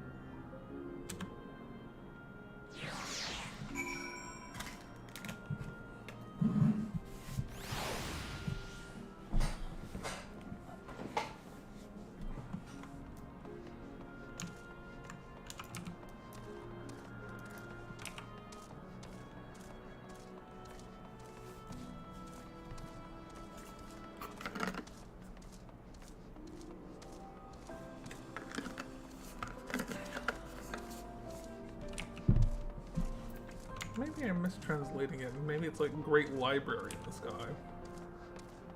Or clouds. Unhurried.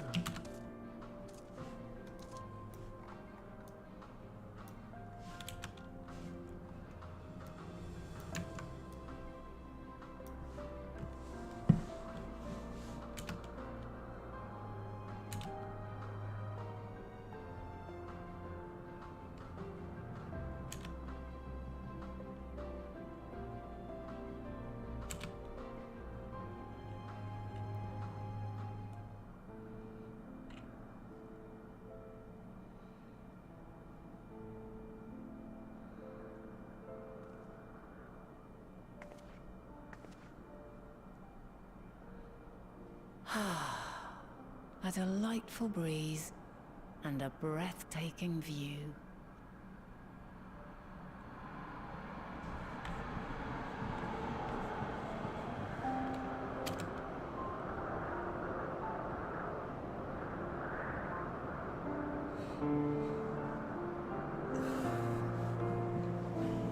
What is it like in the future? Is the world still a beautiful place?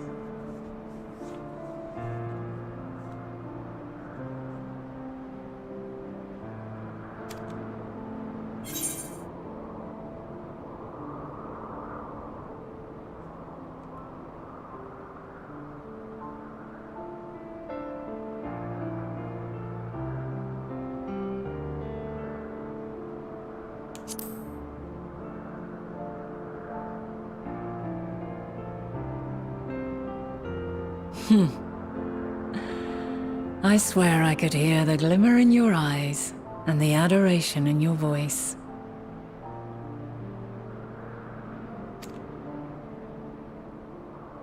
While we wait, will you not tell me about your adventures? Well, not the portentous events which led you here, but the simple delights all your own. By learning about the future world, I may gain insight into future me's plans. But more than that, I have an interest simply as a fellow traveler. Short of going somewhere oneself, there's naught more stirring than hearing another's account.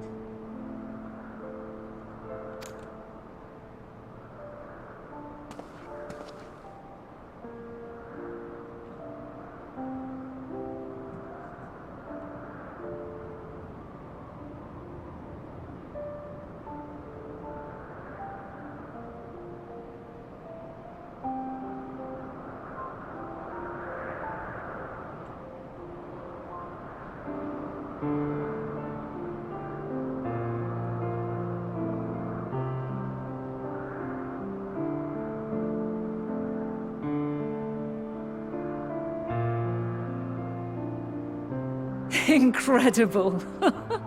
Would that I could have been there to see it.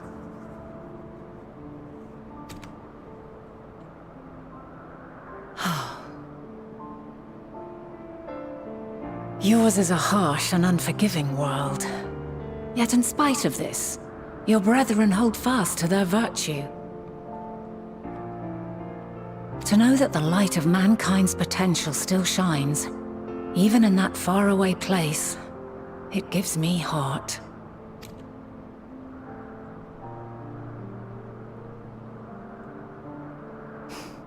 Thank you for regaling me with your tales. I will treasure every word.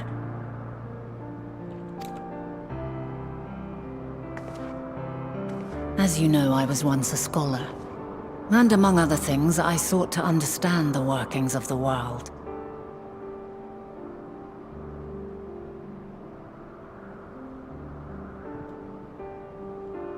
What exactly is ether? How formed the laws of nature? Whence sprung mankind? Riddles and mysteries beyond counting. Over the years, I have managed to find answers to some few of them. Yet rather than attain a sense of mastery, the more I understood, the more I came to hold the world and its miracles in awe. We too are miracles. Each and every one of us. Born of the warm breath of life that traverses the heavens, swirling through eternity. When I fully grasped the improbability of our existence, nothing felt impossible anymore. If it could be imagined, it could be done.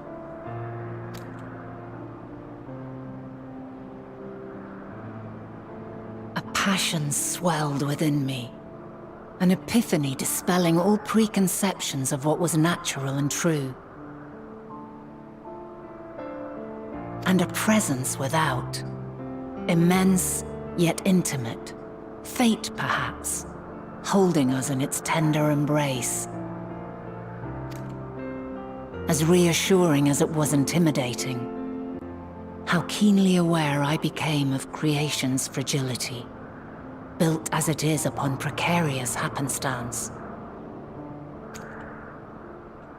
I was overcome with an irrepressible urge to know the world more intimately, to hear its voice, feel its breath. I ventured forth on a journey that very day, so very long ago now.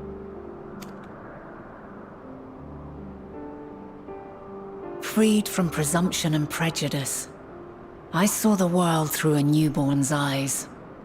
Everything fresh and new, and so beautiful.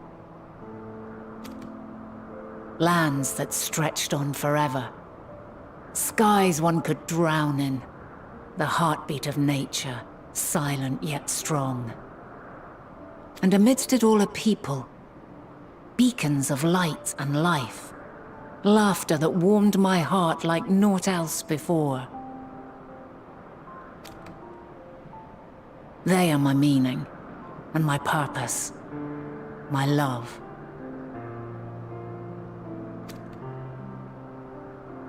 And so long as they need help, I cannot return to the star. Perhaps my future self is still waiting for it.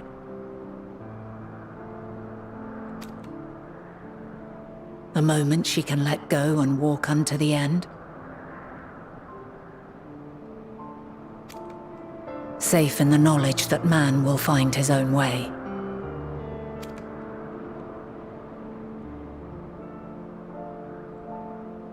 You, who are our future, tell me this, and tell me true.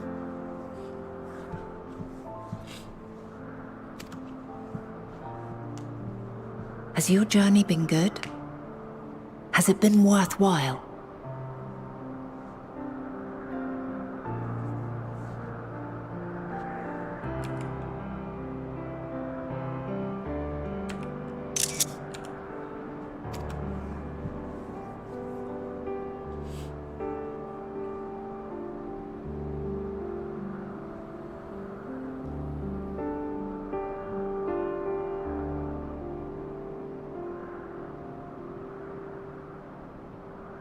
Pray forgive my lateness.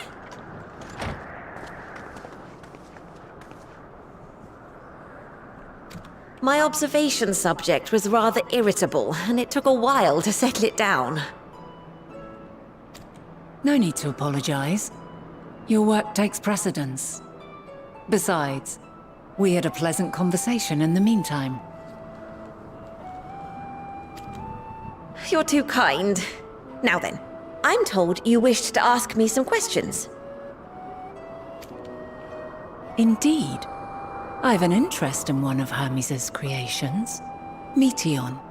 You witnessed a host of them take flight, yes? Oh, that! Yes, I did. 'Twas in the dark of the morn.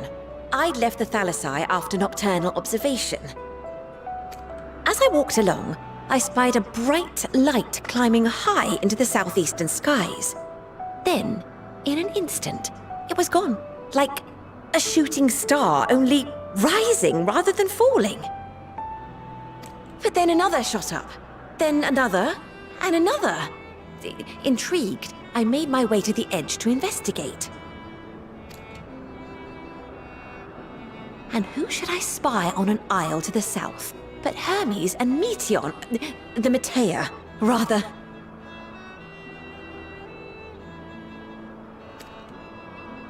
There were lots of them, and I realized they must be the shooting stars that I'd seen. A dazzling spectacle indeed. Have you spoken with Hermes about this? Oh, yes. The sight left such an impression on me that I approached him about his mystery project the very next day. Alas, he said that he couldn't reveal anything just yet, that he needed to conduct further tests. It shouldn't be long now, though.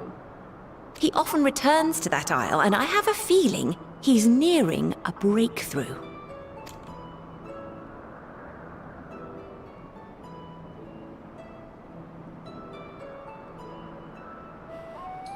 Splendid. We are likewise eager for the details. Well, that is all we wish to ask. Thank you for taking the time to indulge our curiosity. You're very welcome. It's always a pleasure to speak with other inquisitive souls. Oh, and will you be descending now? If so, I shall link the doors for you. Please.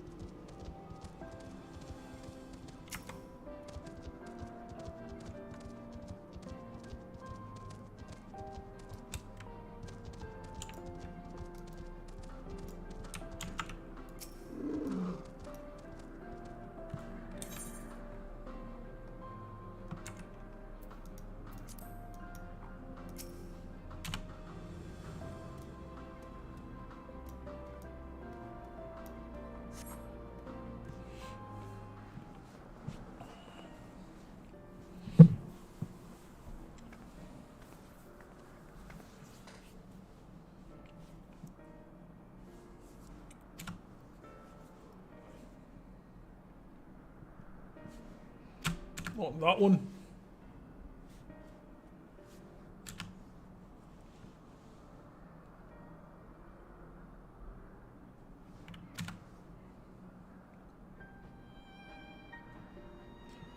Argos.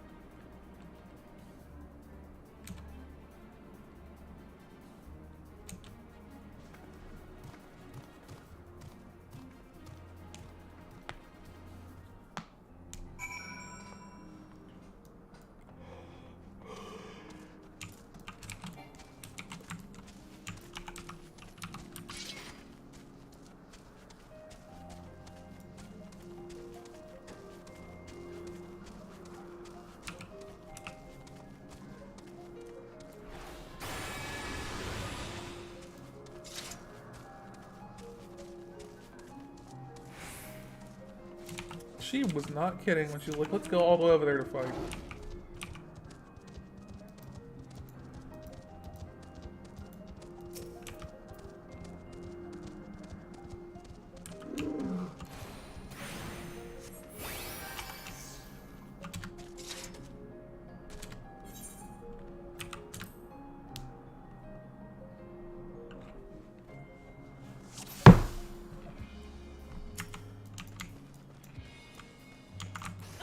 Let neither side hold back.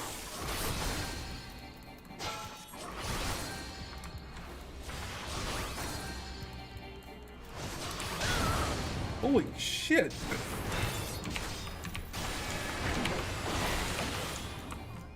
My blade sings!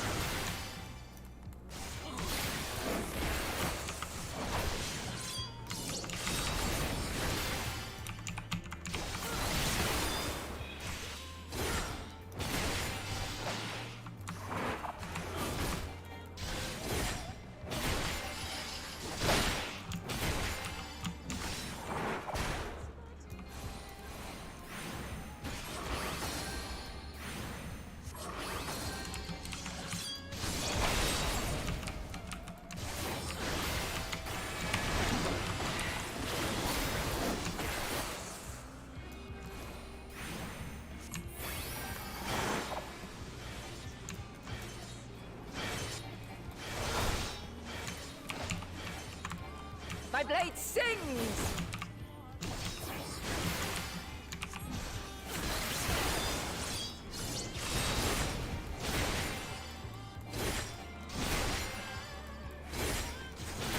Impressive. I shall have to try something different.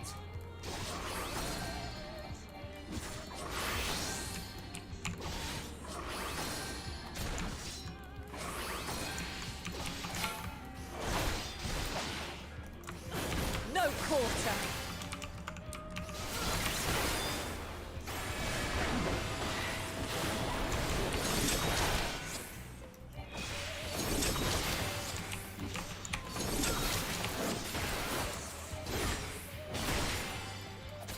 Have a taste.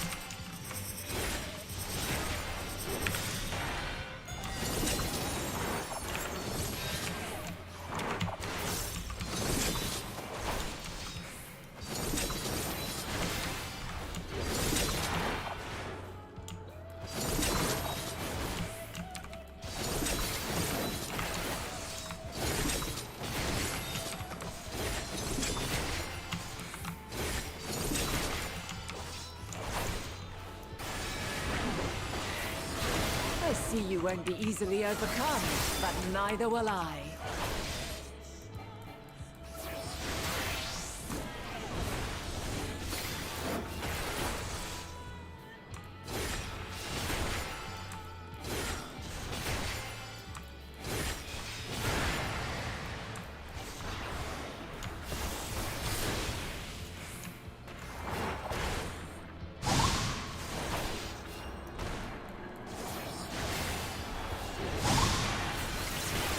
Prepare yourself.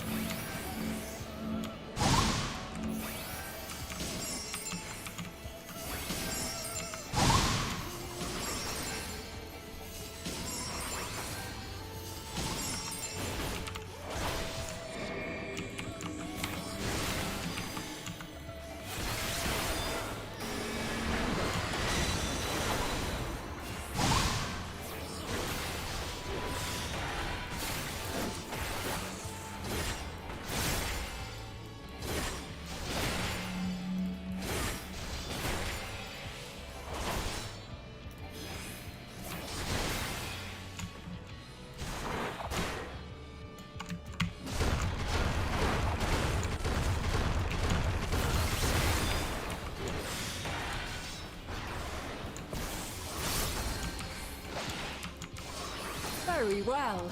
Let us move to the final trial.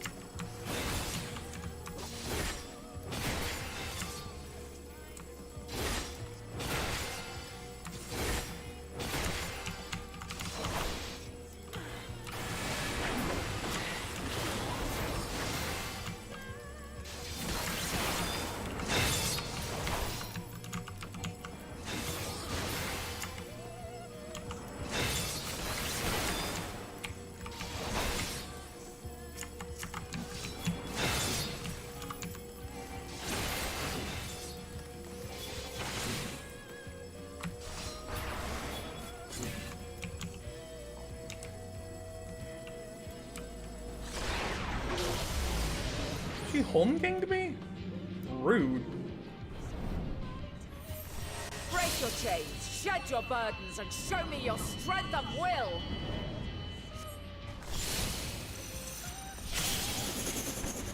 Holy.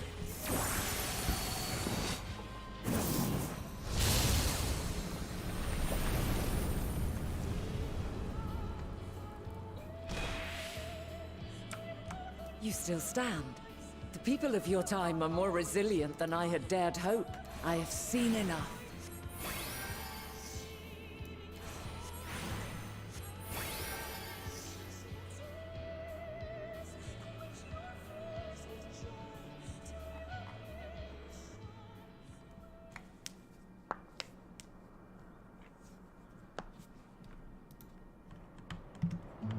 "'Twas my intent to finish it, but clearly I underestimated you.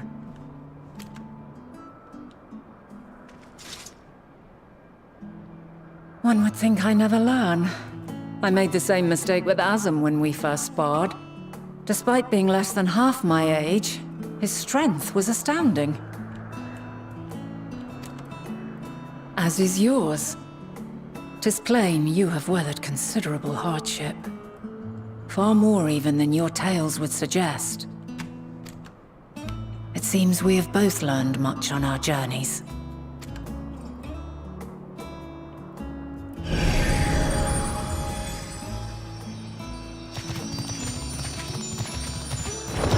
Hey, Felicia. Bye, Felicia.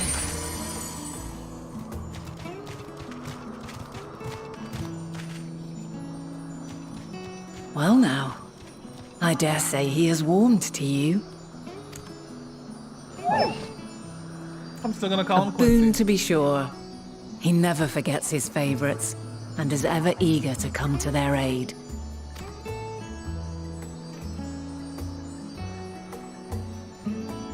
If you think you're replacing my chocobo, you are wrong, girl.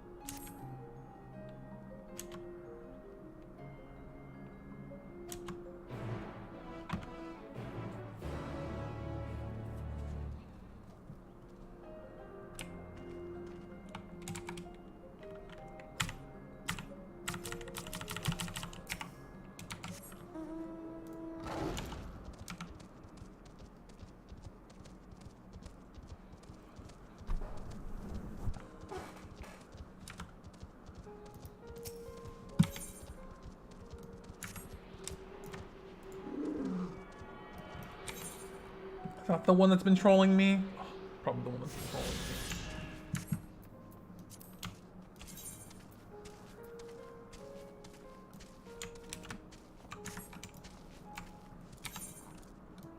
God damn, this place is huge.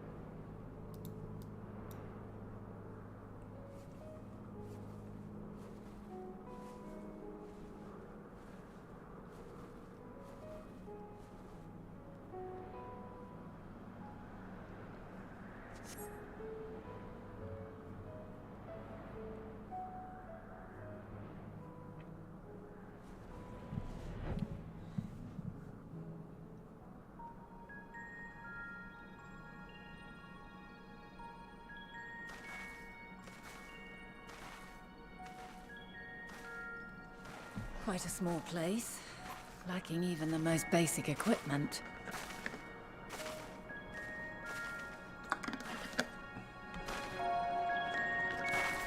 The present may yield no clues, but we may yet try perusing the past. Have you done this before?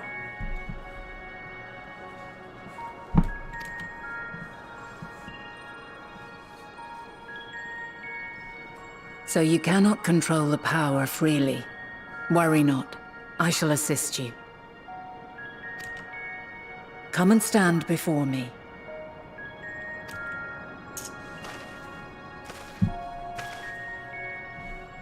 There are two ways to see the past.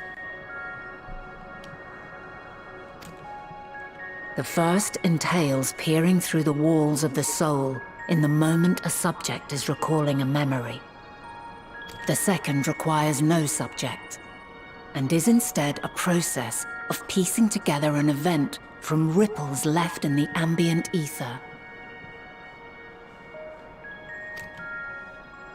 As memories are etched upon the ether of the soul, so too are they etched upon the ether of the world.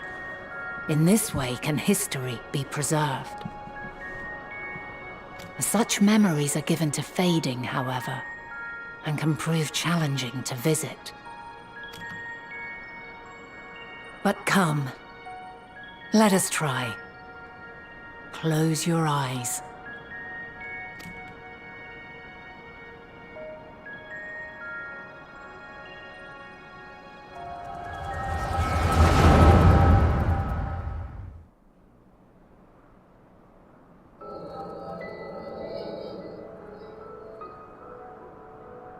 All units fully functional and proceeding on course towards their respective stars. Estimated time to completion of survey is 108 cycles. End of status report. Severing connection with shared consciousness.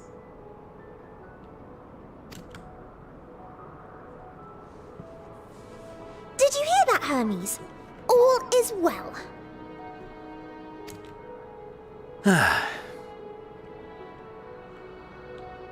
Yes. Good tidings at long last.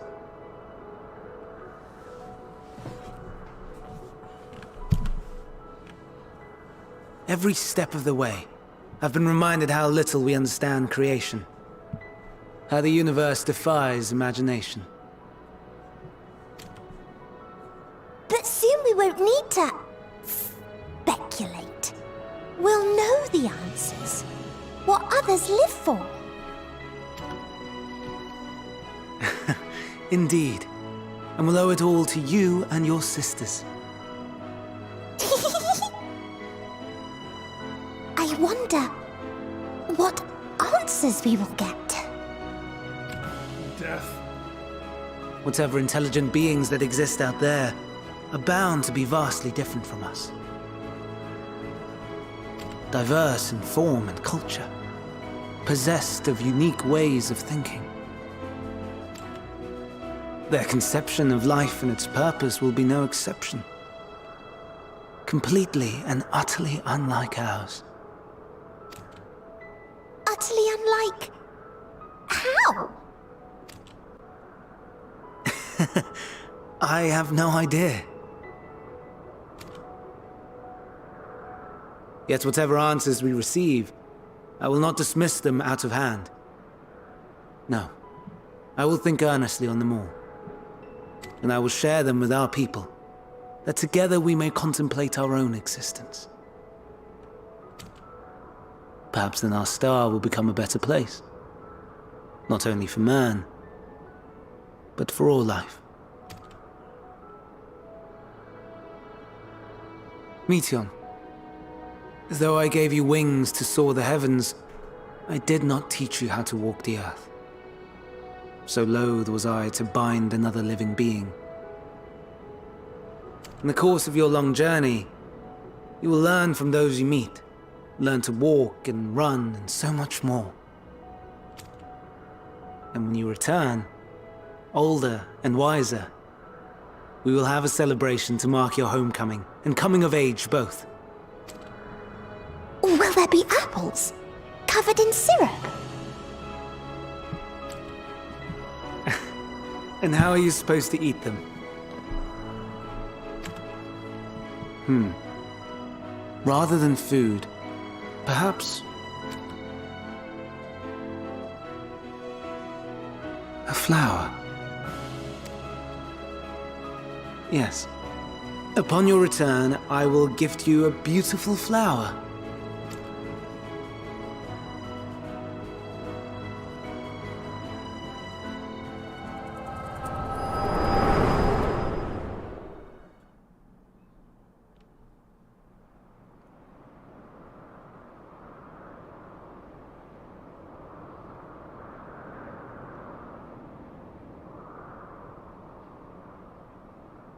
So, what is your opinion?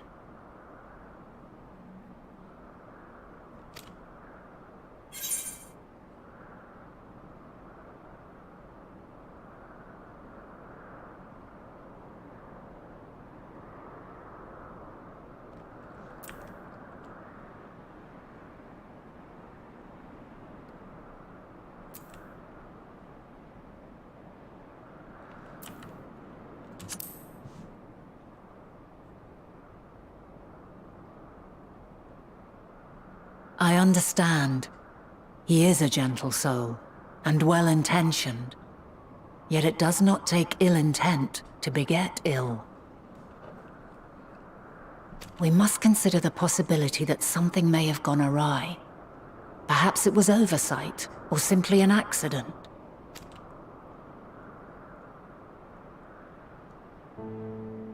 In light of this, I propose that we reveal your tale to Hermes himself. If he does not wish for the final days, as we believe, he may well join us in pursuing a solution.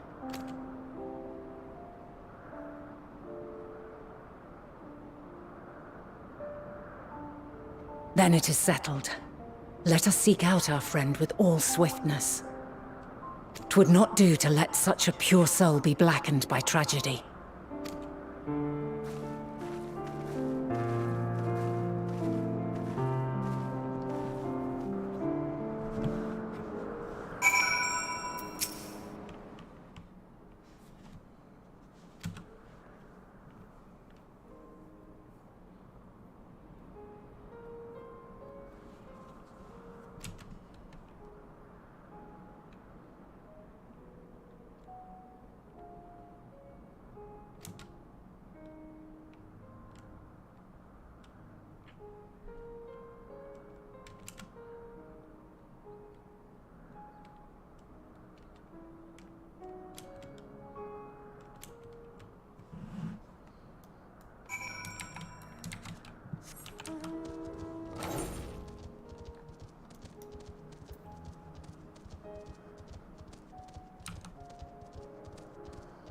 Perks of being a lost flower.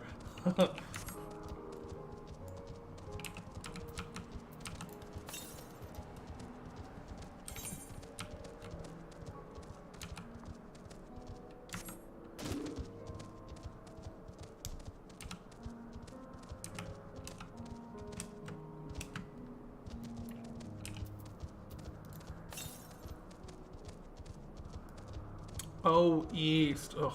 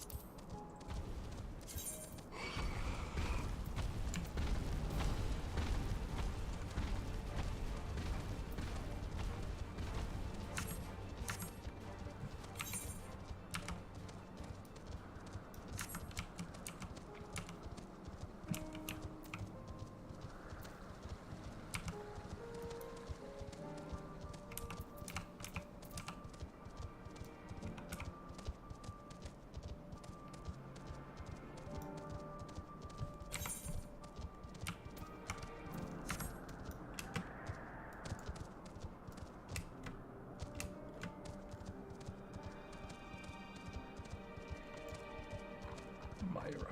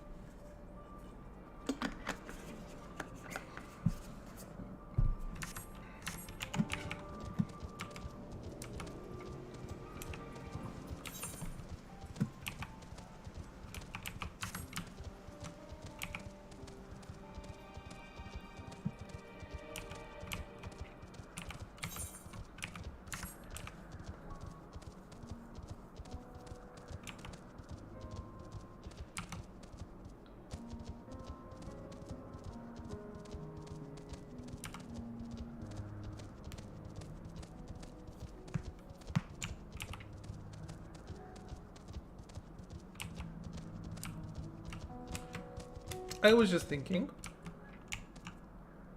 like, we just got to see how Vana fights, right? And she is a paladin, a white mage, and surprisingly a dancer?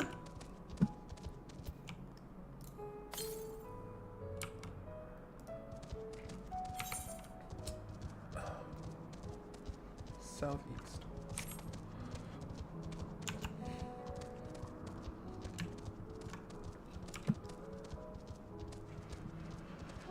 So, but then I remember Ethladea saying something like,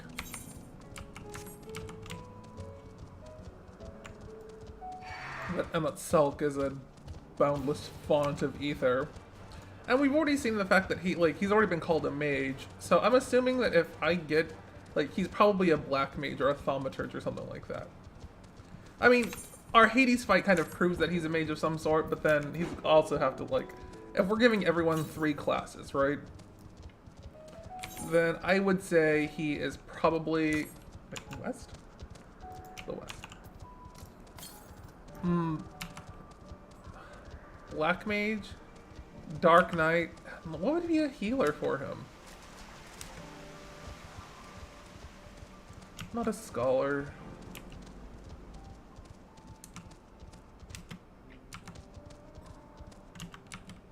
Probably a sage.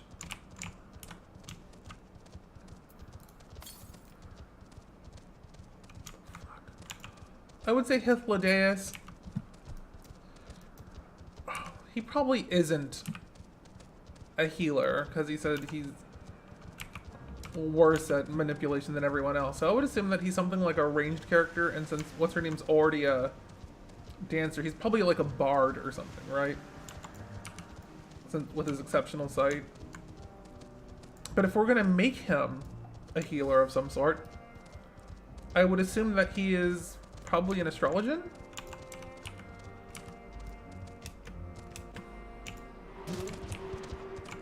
And if he is a tank, a warrior. But that seems too violent for him. So probably a gunblade, but then guns kind of seem contrary to his nature. And if he had a gunblade, he'd be a machinist. Which would work with his sight, I guess. But I feel like thematically it wouldn't work.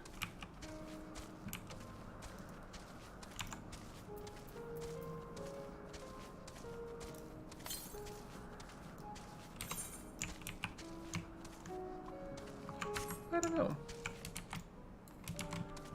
For sure a bard. Maybe he's just like 3 DPS classes. Maybe he's like a bard, a rogue, not a ninja, but a rogue.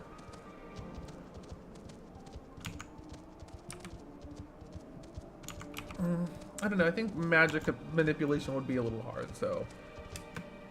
Probably a gunblade then. I don't know.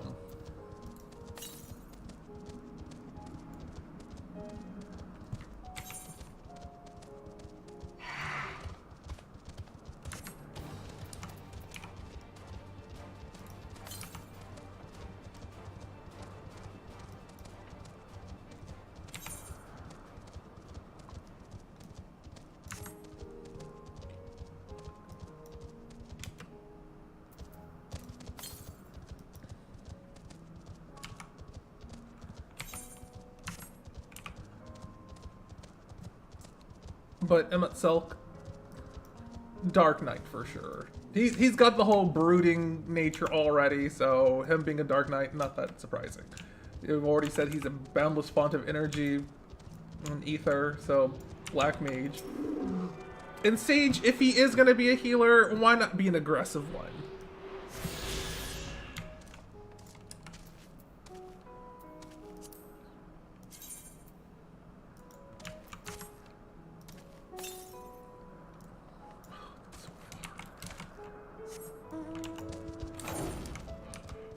I have a hard time trying to like narrow down Hythlodaeus. Bard is like the only thing that would make sense for him. Nothing else. And I think if Hermes is like a healer of some sort, he would be an astro, in my opinion. But then he'd also be a scholar.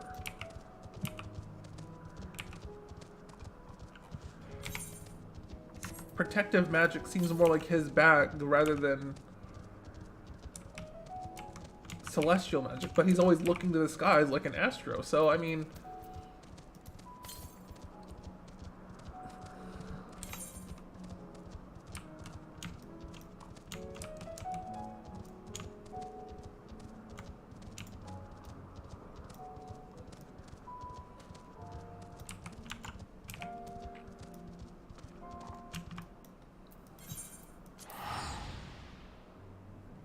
But I for sure think if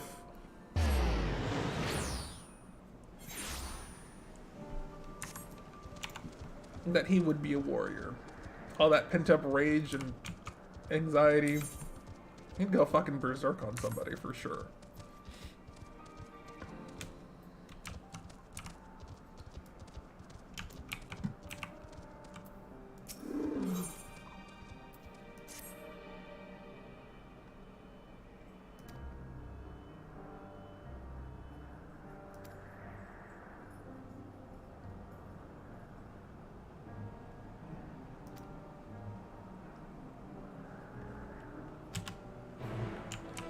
Hey, thanks. Thanks, Felicia.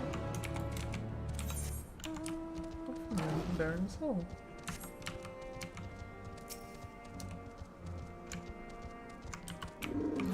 Aurora amigo. Ooh. She's not Lederhosen? She'll lead all over her hosen. Oh.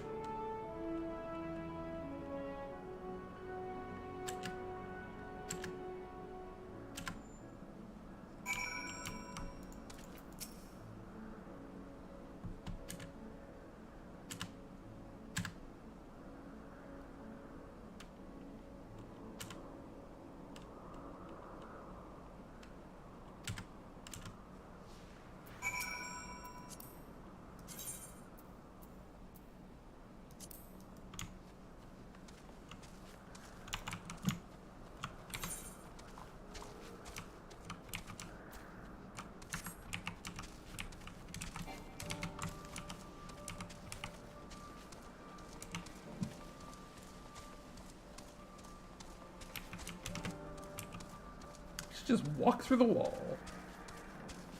Oh, that's great.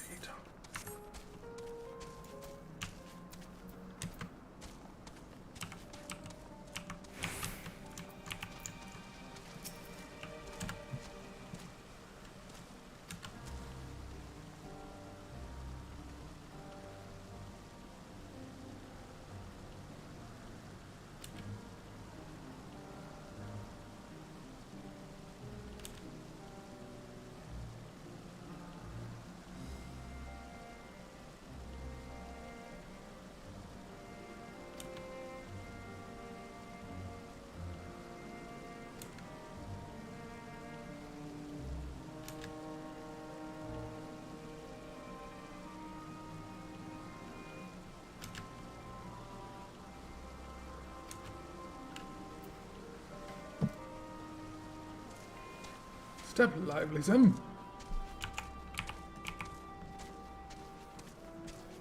I think I've got like the most lore-friendly name for my character in terms of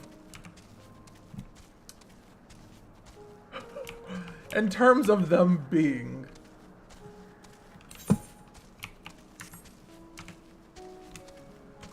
sundered Azim, right?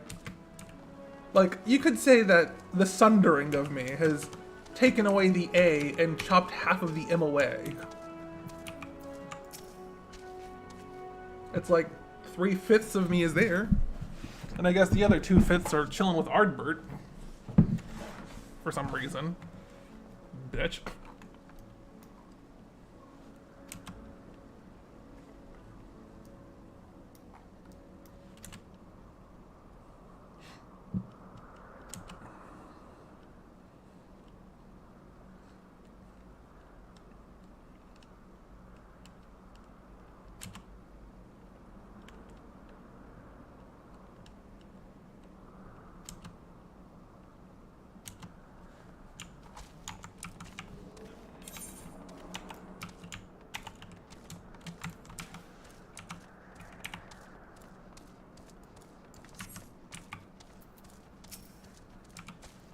Blast.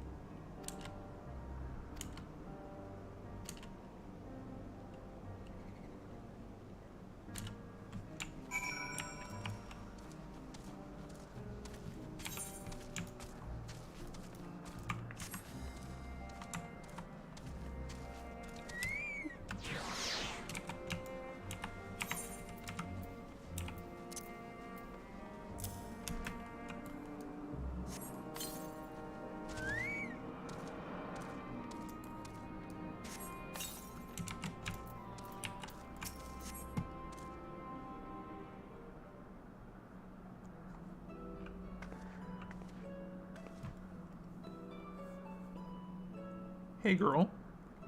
Turn on lights.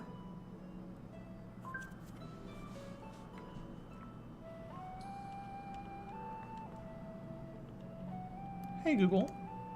Turn on living room lights.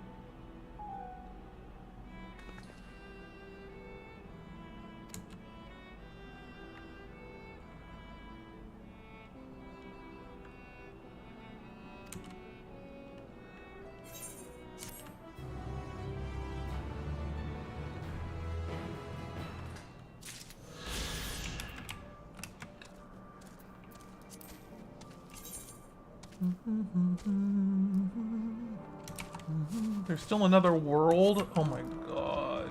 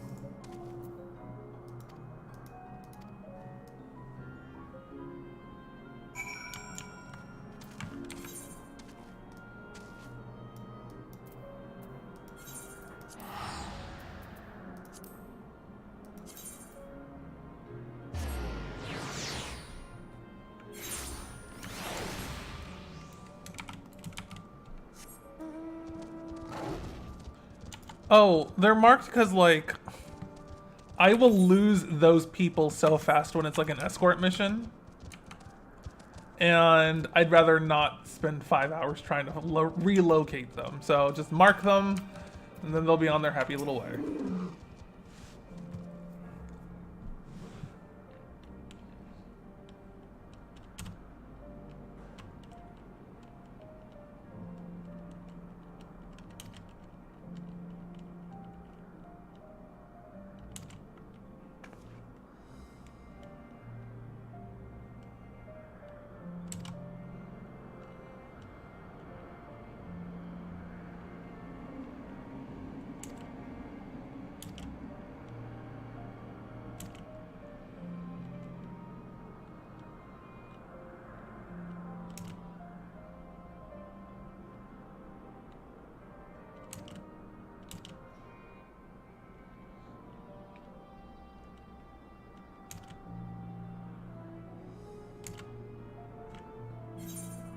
Being volunteered again. Like, no thanks, girl, I'll pass.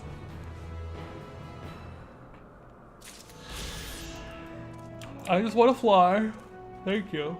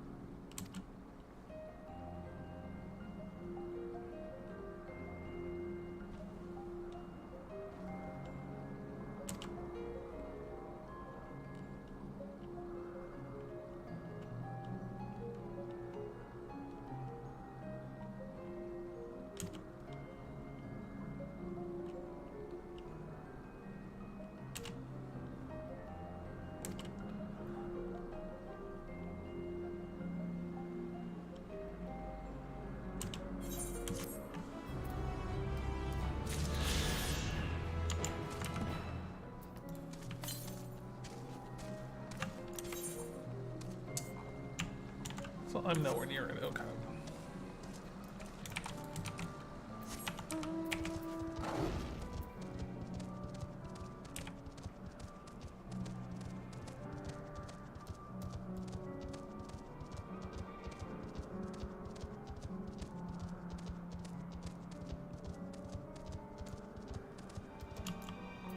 Are they familiar? Who are you? Nope, not interested. Thank you, bye.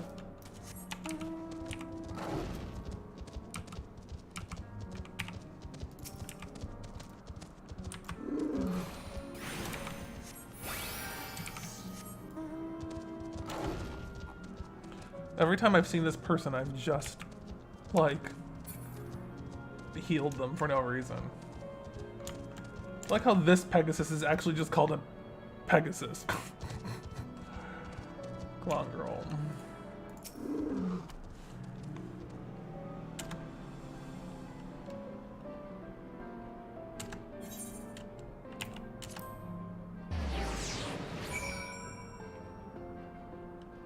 The call's coming from within the house!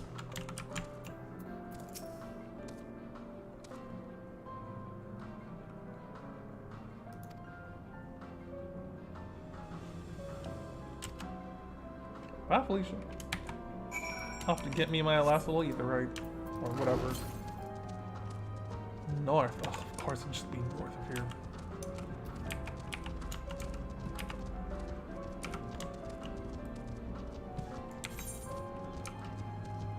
This place is fucking huge. I've said that like so many times, but this is a huge place.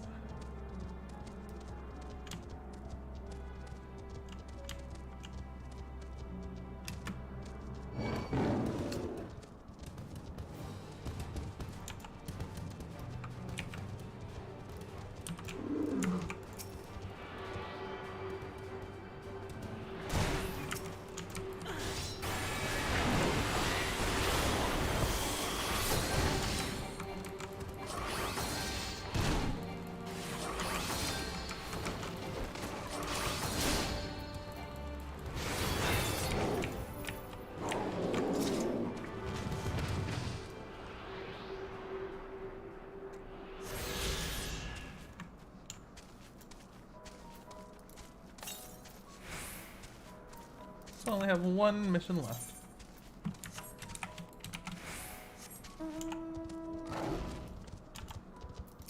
Give me the power of flight, Vinal. Or don't, whatever, I don't care.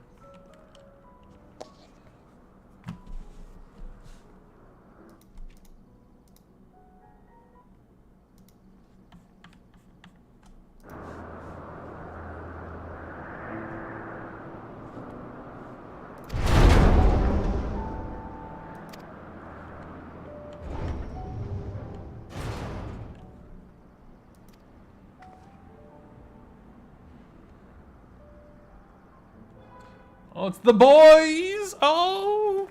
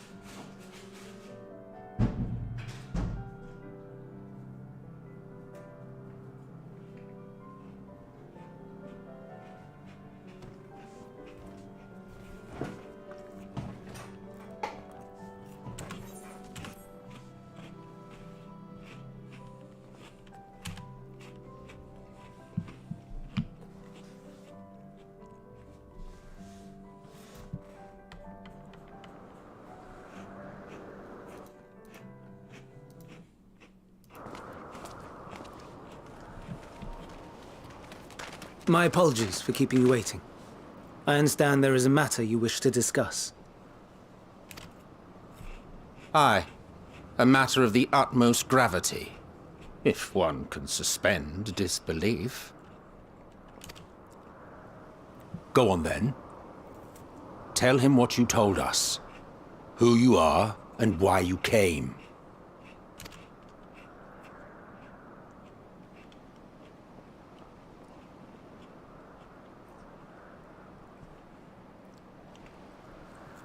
The final days.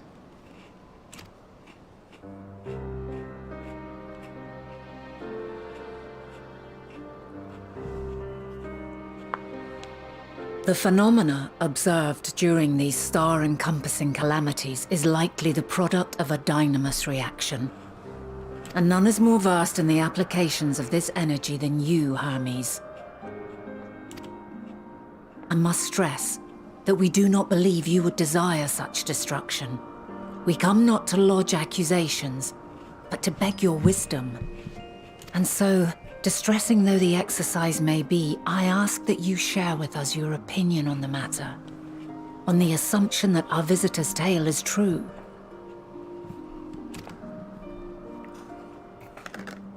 Even you, Vana.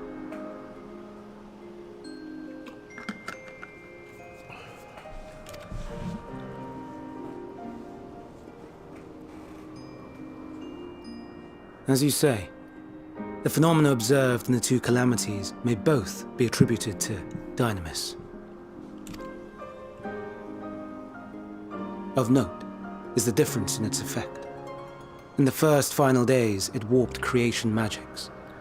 In the second, it warped the people themselves. The key variable, I suspect, is the etheric density of the men of each age.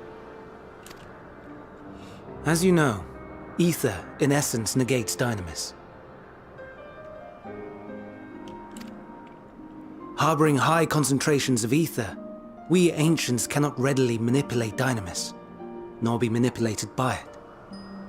Therefore, rather than ourselves, the calamity affected our magics. In contrast, having been sundered, the people of the future are composed of but a fraction of our ether. Thus are they susceptible to the influence of dynamis and its transformative potential.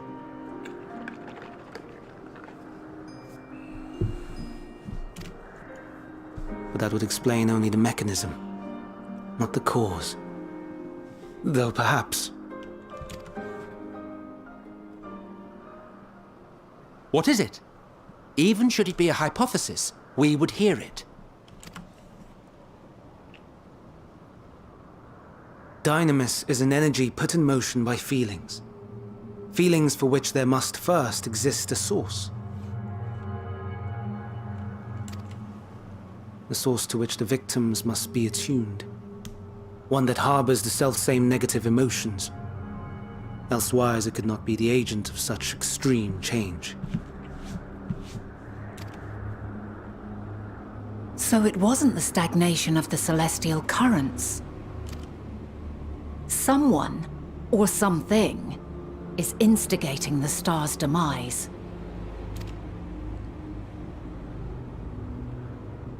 So, we've a villain on our hands after all. Any idea who or what it could be?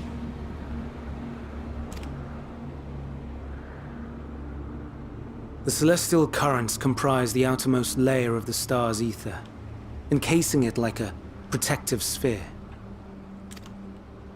According to your tale, it was where the currents were weakest that the phenomena first manifested. If the inciting factor came from without Aetheris, then its effects would first be seen in those locations.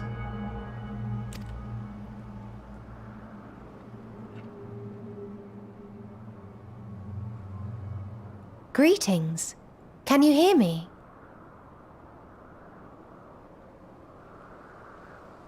Do not be alarmed. I mean you no harm. I wish only to hear your words, share your feelings, know your thoughts.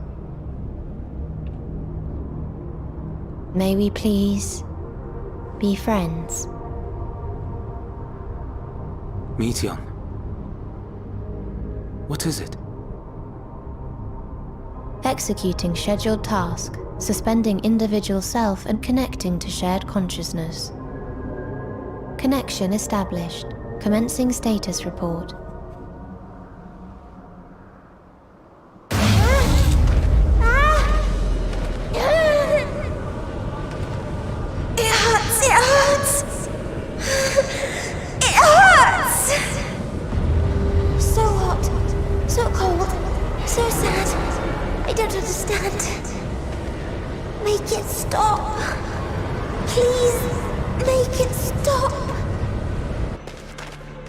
Steady, Meteion.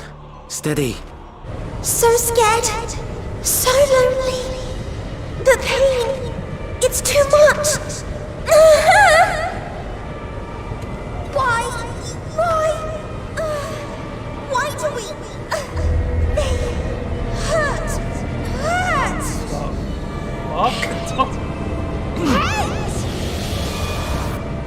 This is wrong. All wrong. She's gone? But how? She has altered her etheric density in order to blend in with her surroundings, an ability for avoiding confrontation.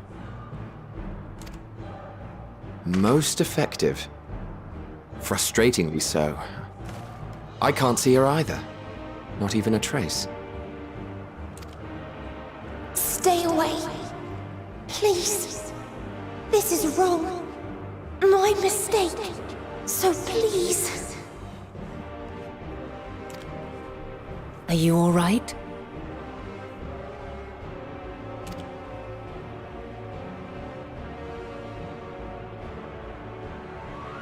In your mind? No. We only heard her speak the instant before she vanished.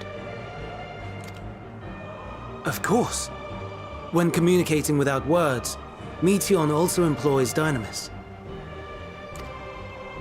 That will explain why you were able to hear her when we could not. Then you are our best chance of finding her. Follow her voice and try to track her down.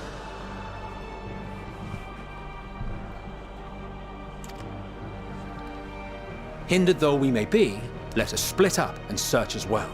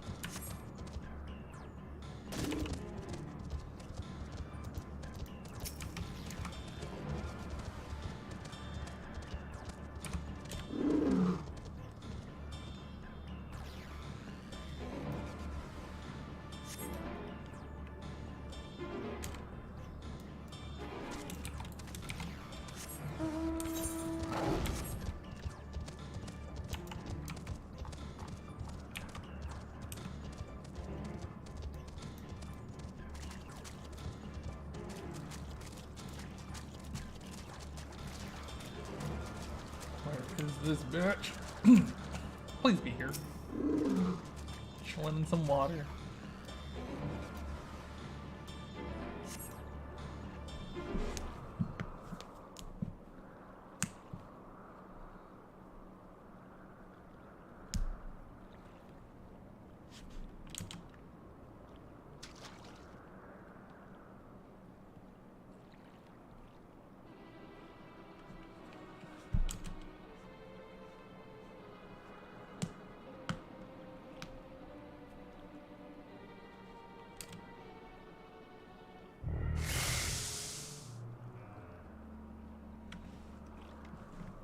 Greetings. Commencing report.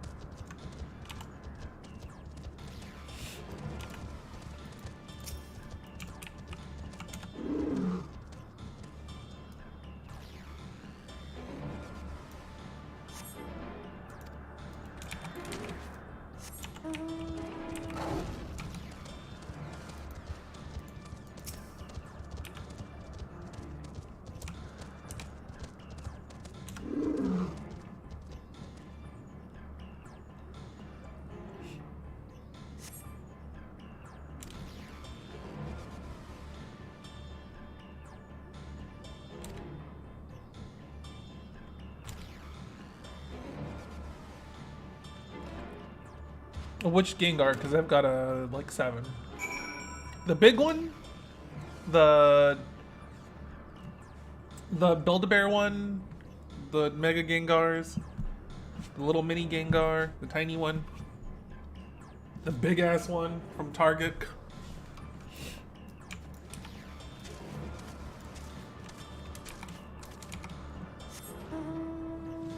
Because there's this bitch.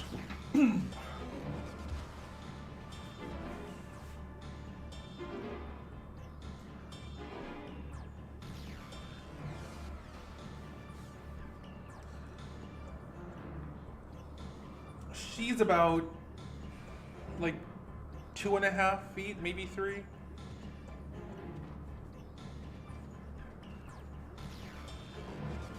She's got a fat ass.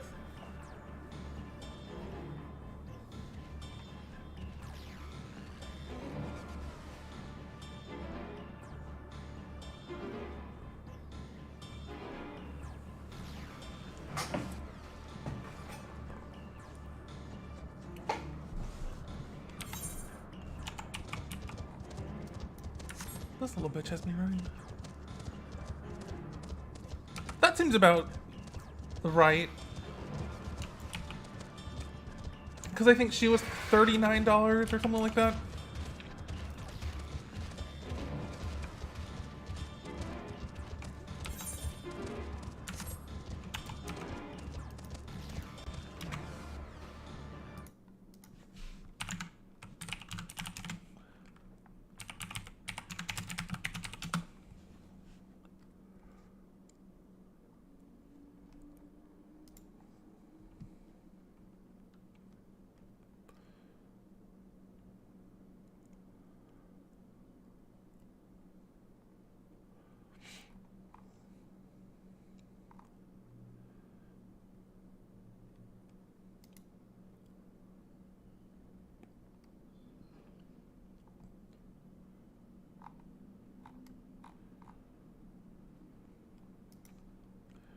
I like how they're calling it an exclusive, but it's like, girl, I got you at Target, so I don't think you're that exclusive.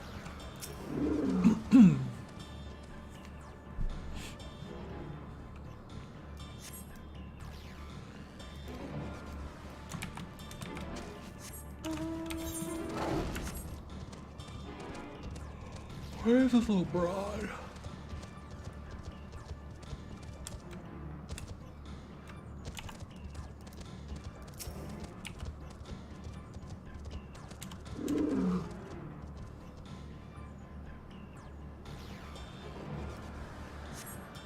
But yeah, like 39 to 40 something makes sense for like the size of it and everything. And the one that I just saw at GameStop looks to be the exact one that I got, just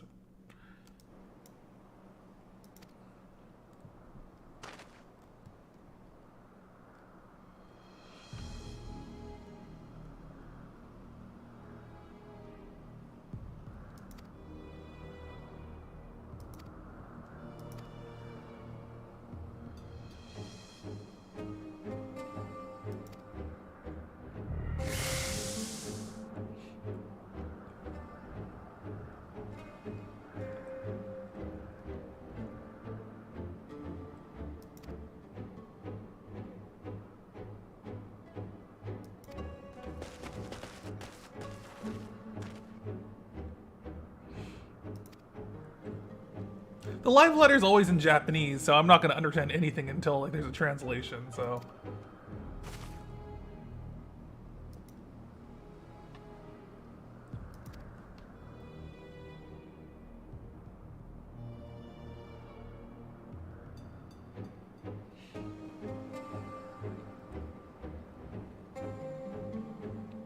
What the fuck, really? Okay.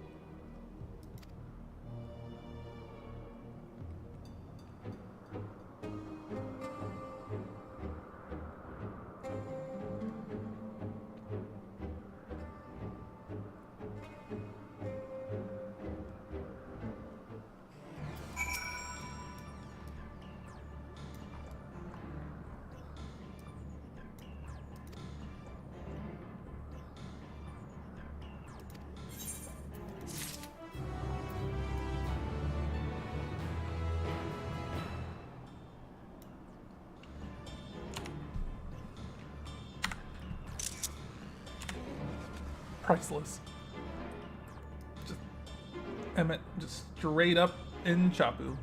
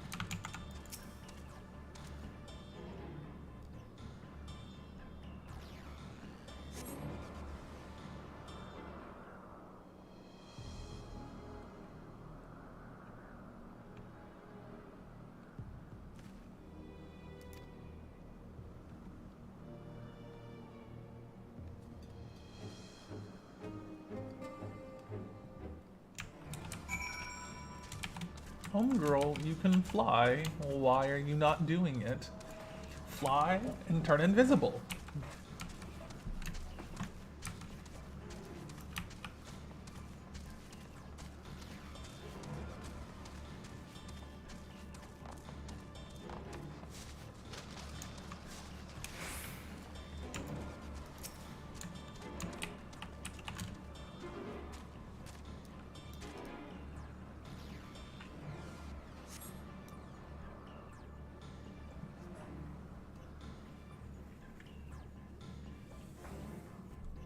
Slop paralysis demon. Oh my god.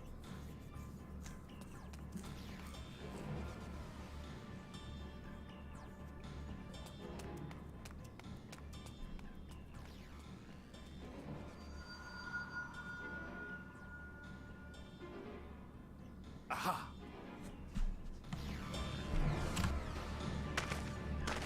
Give chase. We shall herd her into the shelter.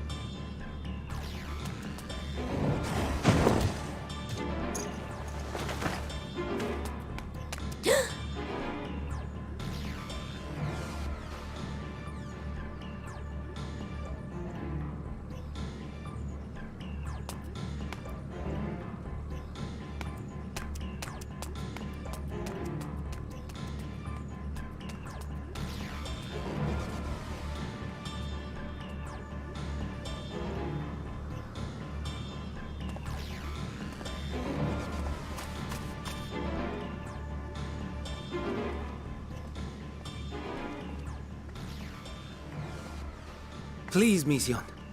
We must speak.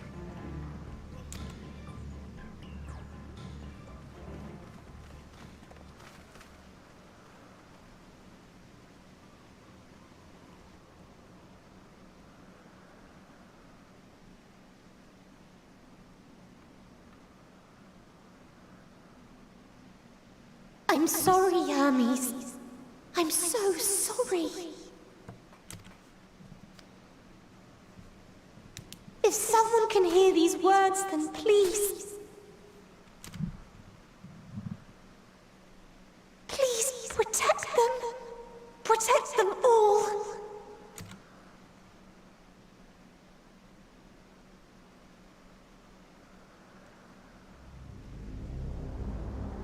Individual self-suspended.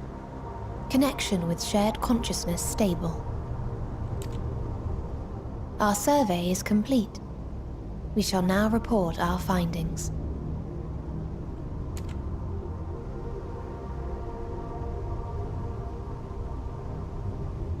All units safely arrived at their respective destinations.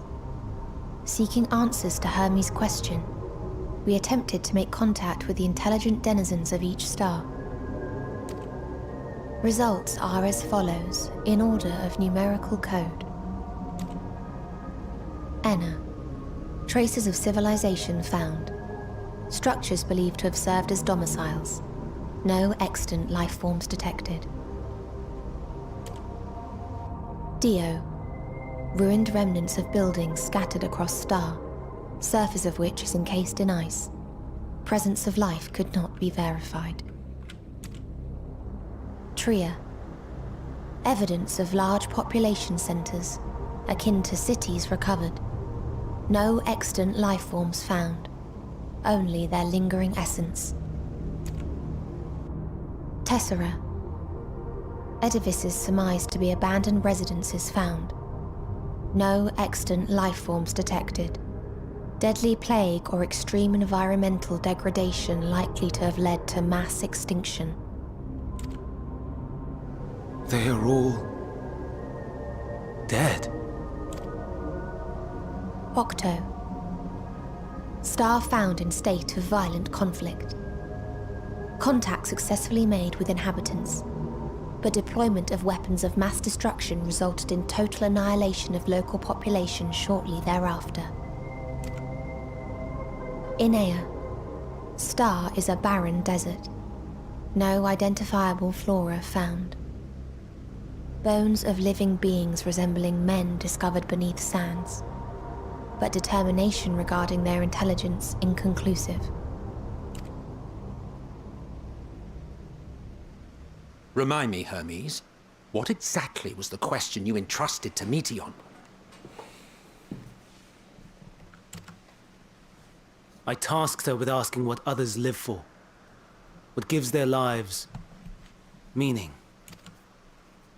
Did you consider what may happen if the premise of the question is flawed? To be able to answer it, one must be living and desire to continue doing so. But if Meteon finds no living beings in the course of her journey, or none who desire to live, what then? What answers would she derive from their silence?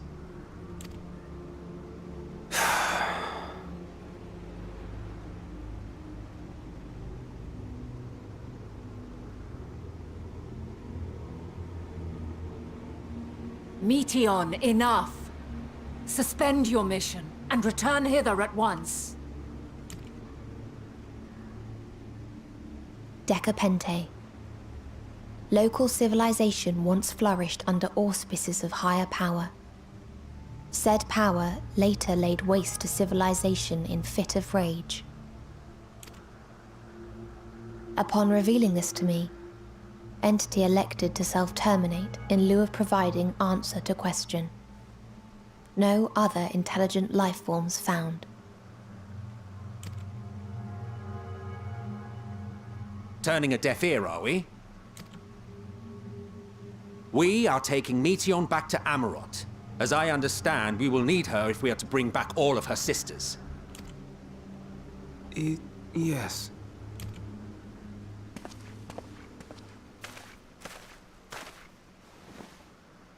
Meteon.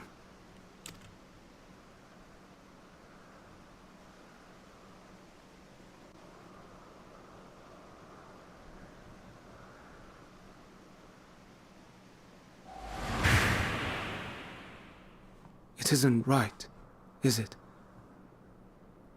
It isn't right to turn away from the answer. Even if the answer is pain.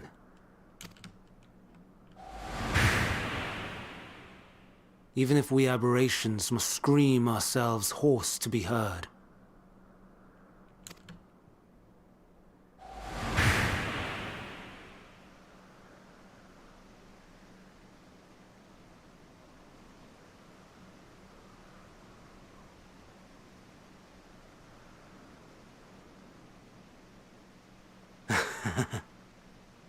Aye.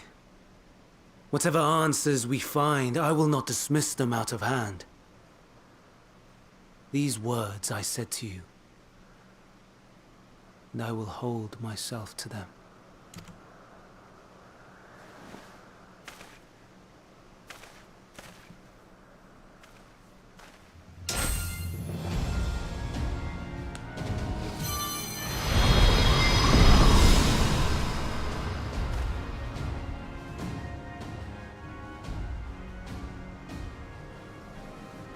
What is the meaning of this? You cannot take Meteon, not until she has finished her report.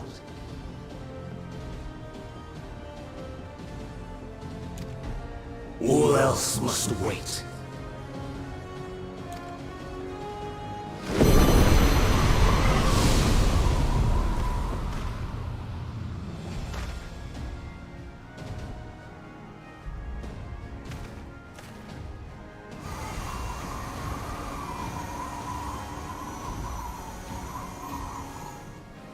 You fool!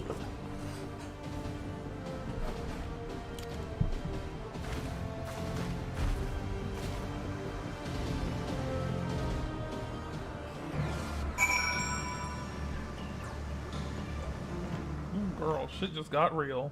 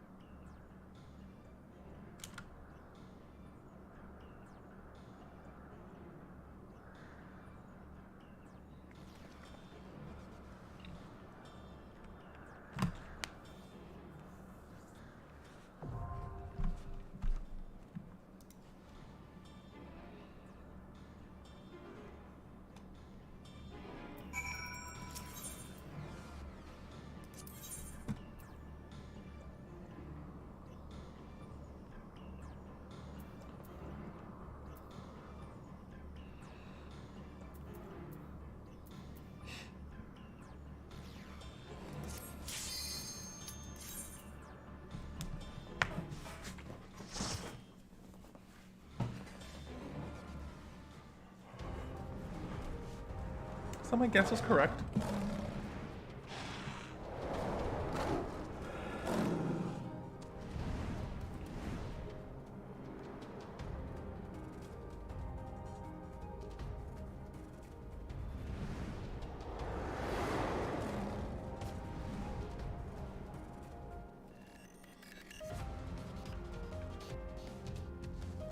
Ooh, the music here is wonderful.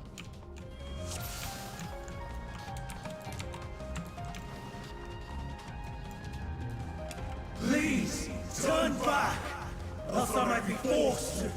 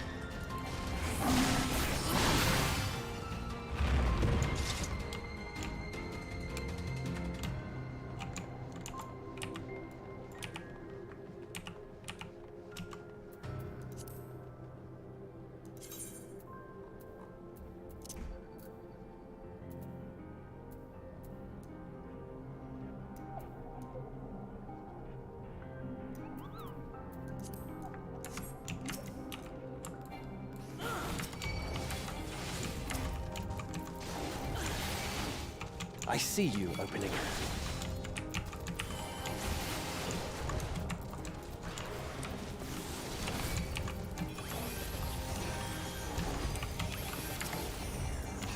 Have a taste.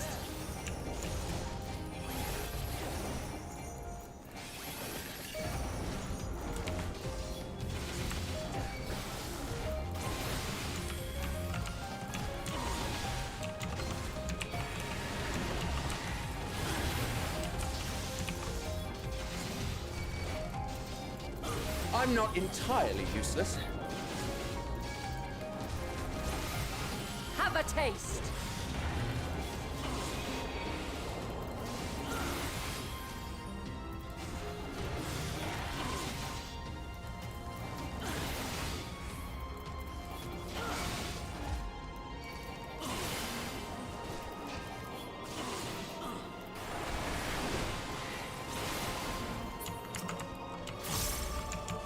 Have a taste.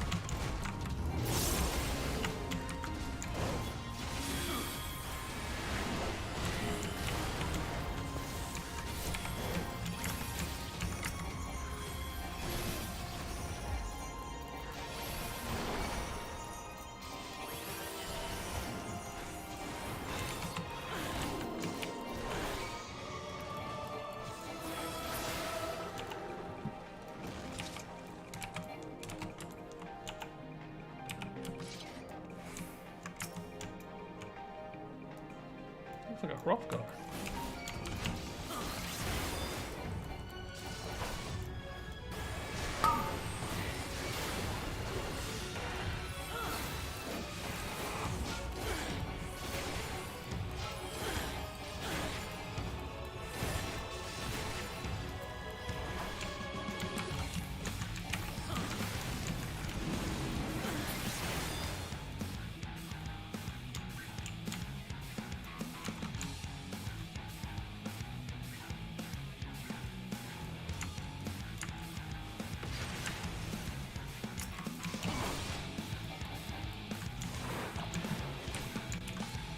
Out of my way!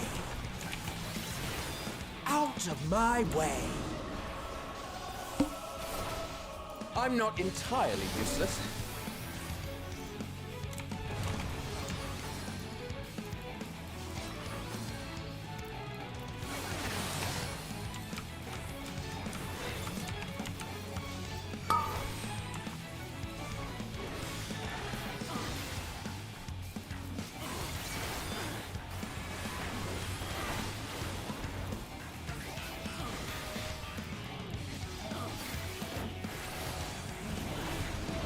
I see you opening.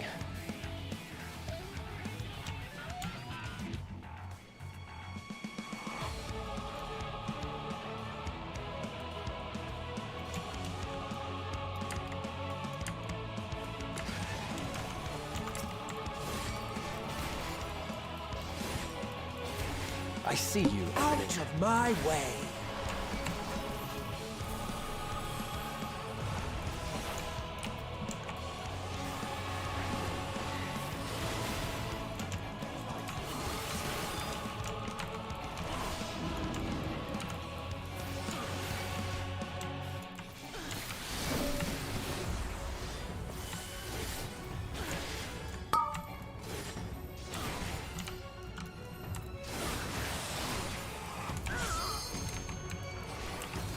Mine is the ether!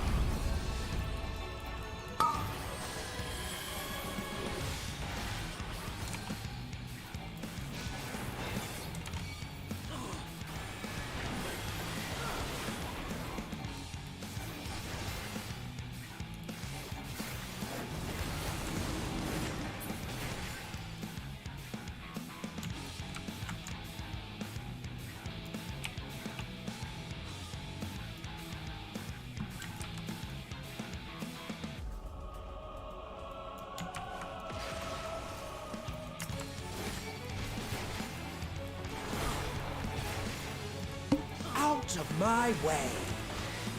Have a taste!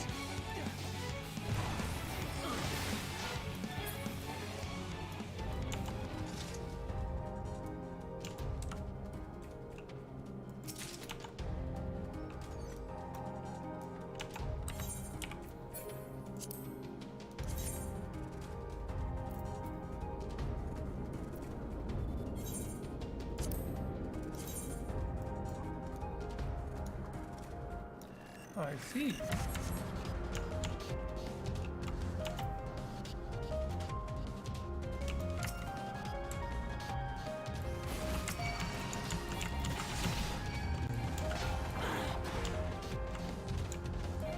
I'm warning you! Stay away!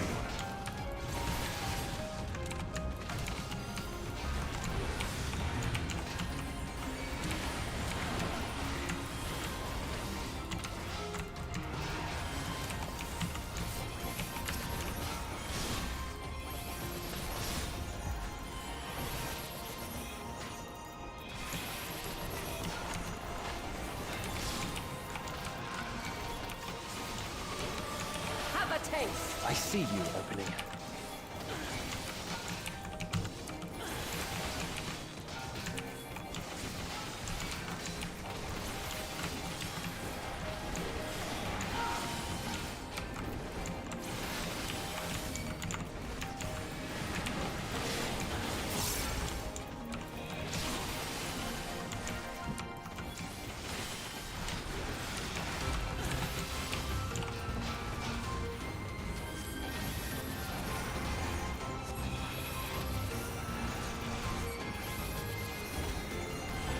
a taste.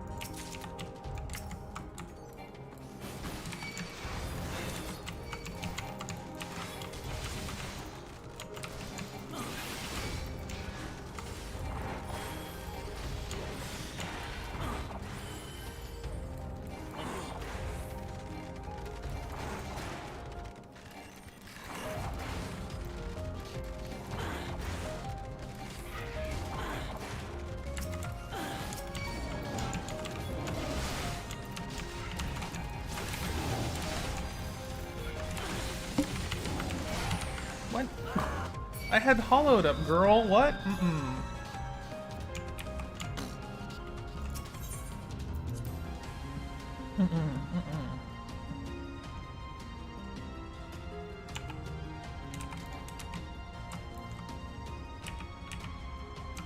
Come on, Hippo Days. Venus and good old Osmo Days.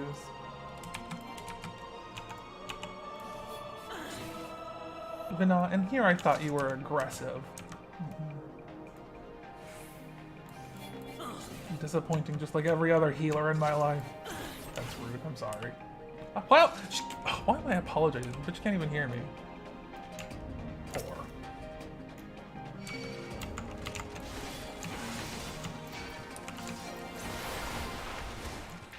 Let's try it again.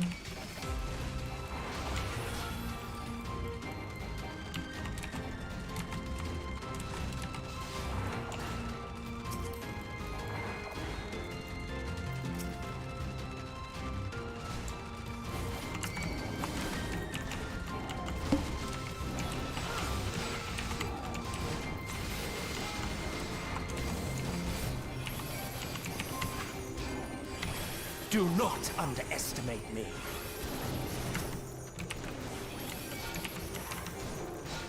I see you opening.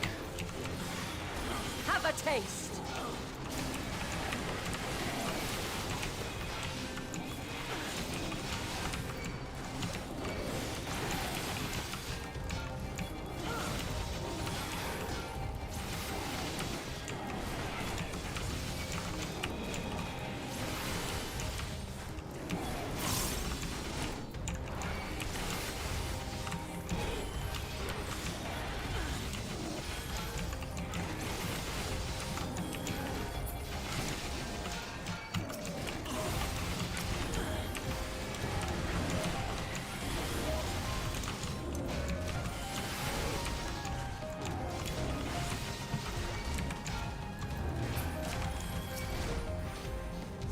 I see you opening.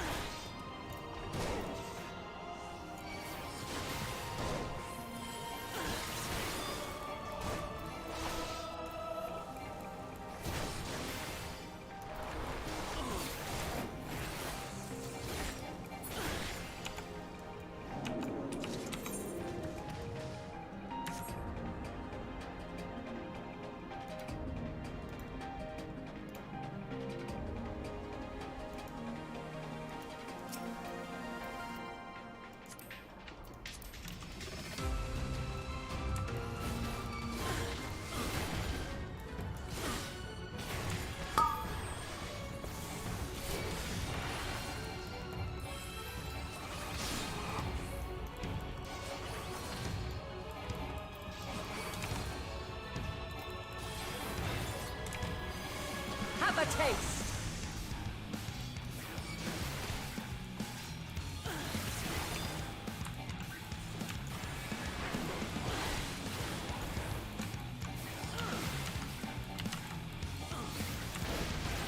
Oh, you.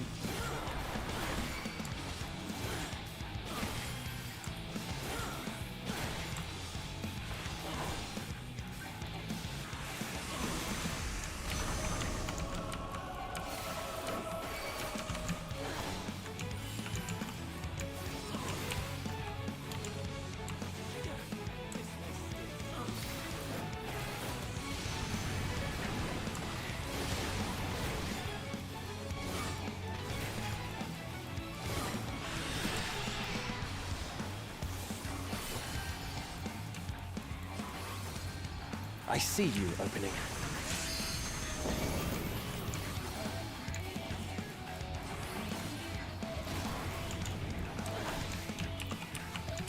Hope this works.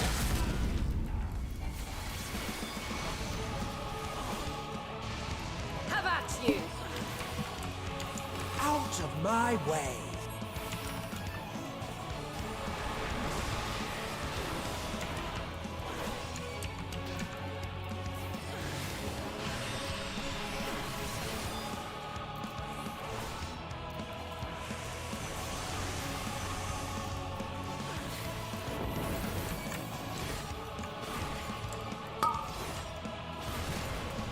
I see you opening.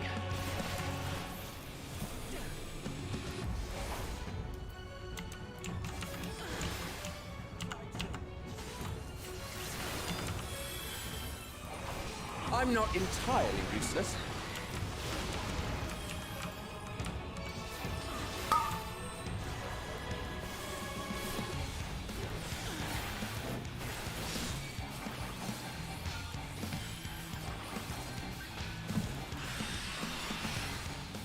I'm not entirely useless.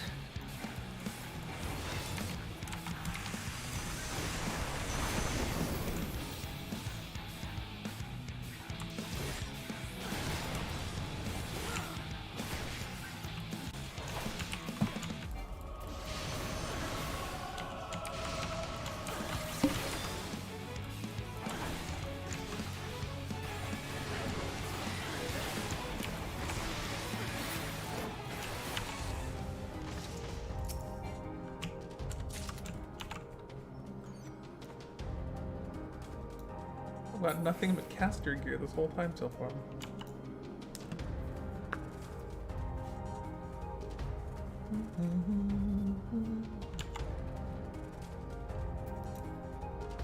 I cannot let you take Meteor. Not yet.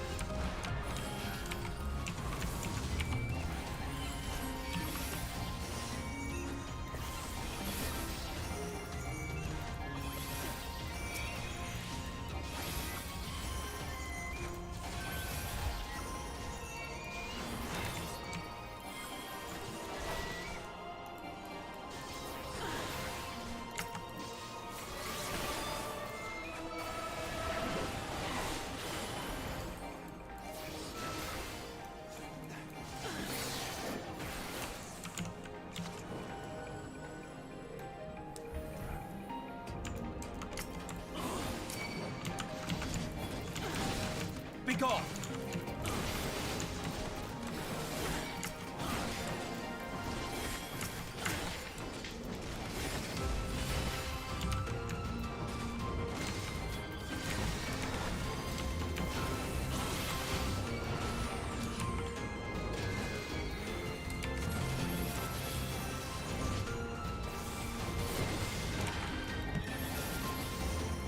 Out of my way! Have a taste! Have at you!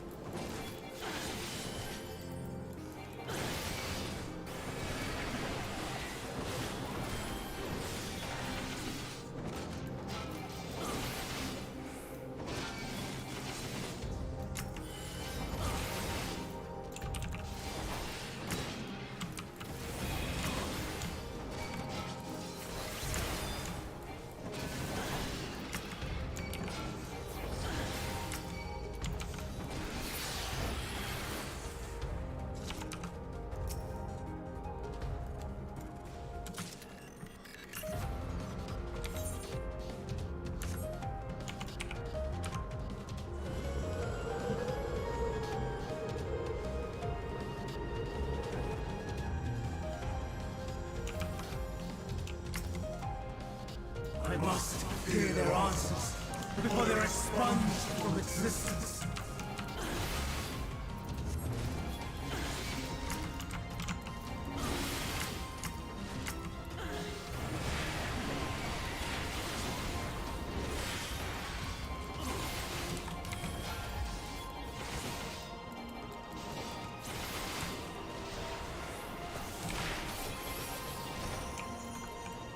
Out of my way.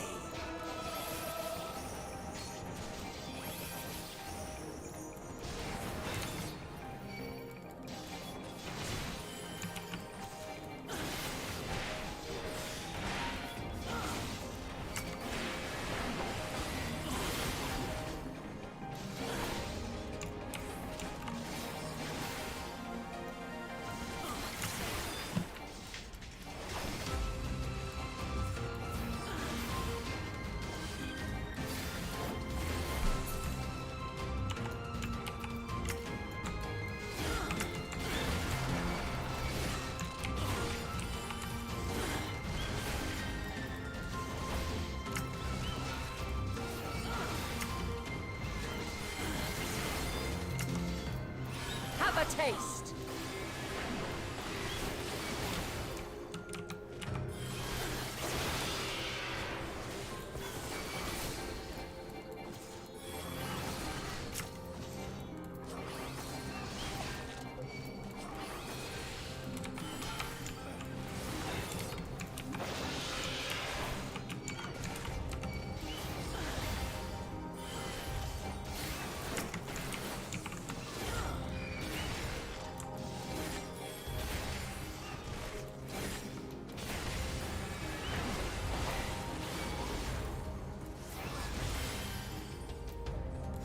Have a taste.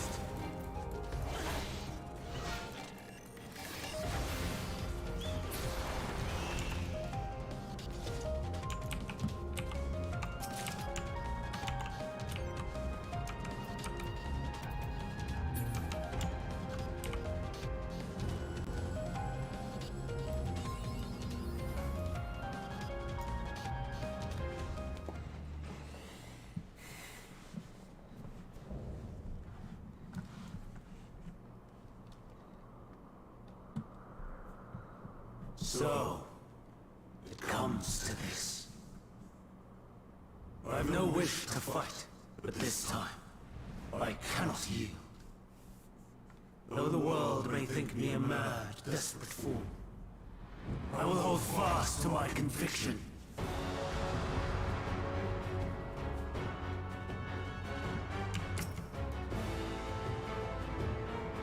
I will have the time and tranquility I require. Gust and gale, gather to me!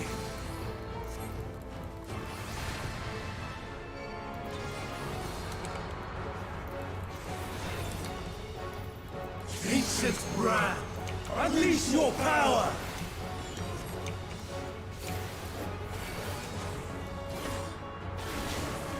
Oh, Jesus Christ. Dancing winds, pierce my foes!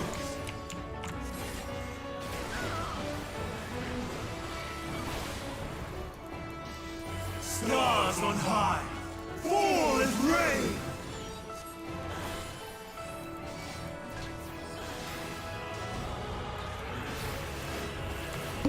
I see you opening.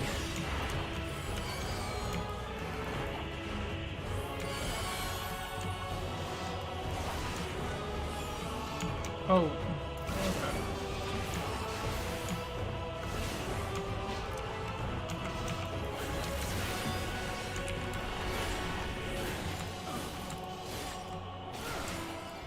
I'm not entirely useless.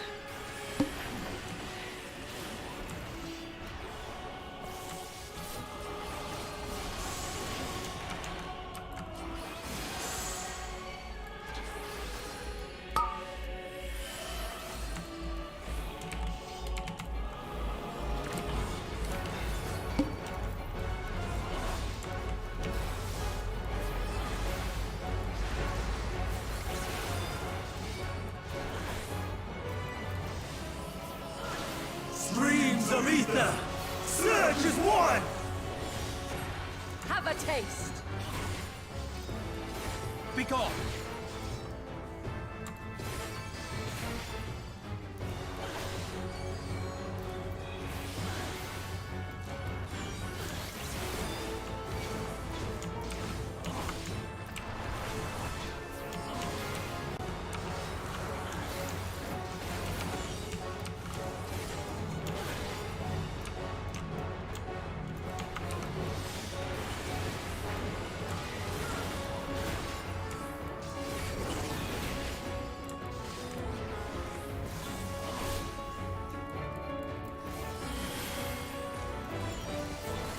Dancing winds!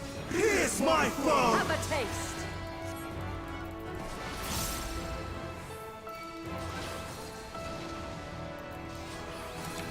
Out of my way!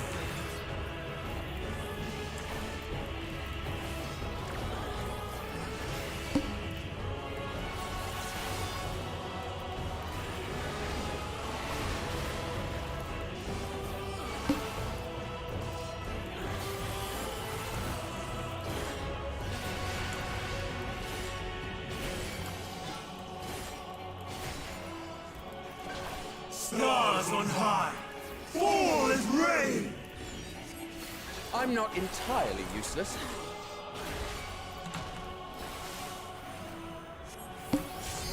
Who? Me? You can't be serious. Even when transformed. But I am not finished yet.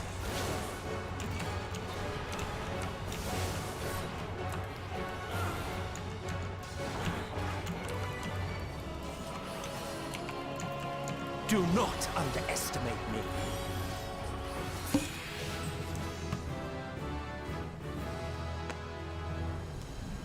No! My power!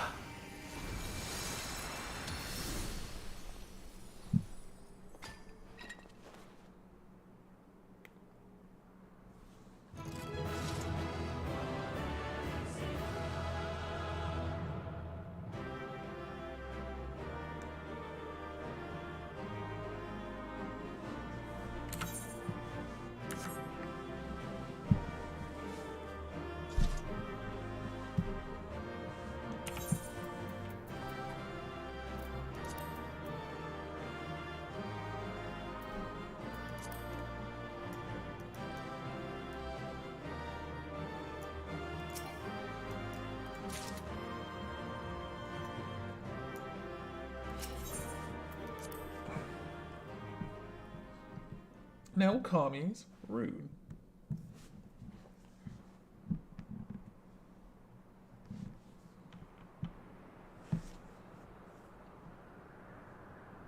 It's over, Hermes.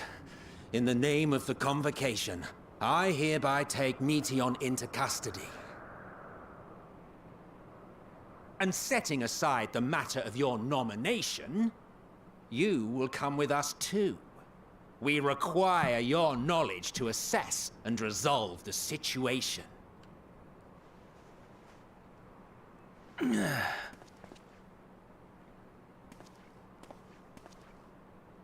Meteon, I am so sorry. Would that I could have listened to your report in full. Reflected upon its meaning and conveyed it to others.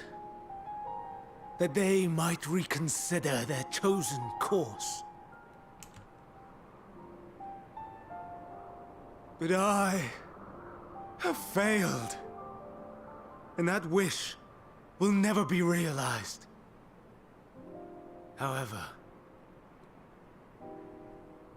ere our fates become the province of others, I bid you tell me just one thing.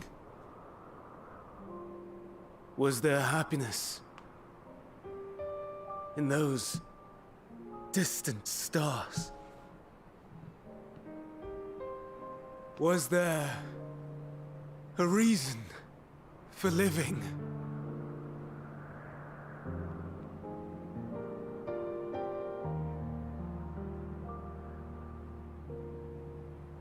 We conducted our search as per your instructions. We scoured historical records, communed with the spirits of the deceased, heard the final testaments of the dying, welcomed their shadowed hearts into our own. One race had striven to create a world bereft of animosity.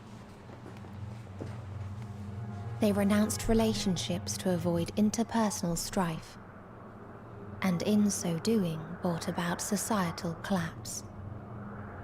One race had renounced war and devoted itself to the enrichment of its people.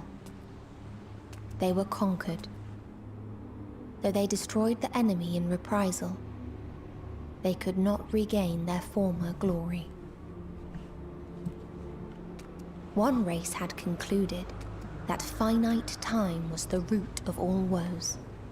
Aspiring to shatter its shackles, they went in search of infinity. They discovered nothing is infinite, and that neither time or death can be cheated. Disillusioned, they gave up on the future and themselves. One race had discarded all things that gave rise to sorrow, hoping to have only joy. They found joy lost its savor in the absence of sorrow, and lost their will to live. Though worlds apart, these peoples shared a belief. The belief that they had tried their best. That they had tried to fulfill their potential with every step and success. In the course of which, they learned the truth.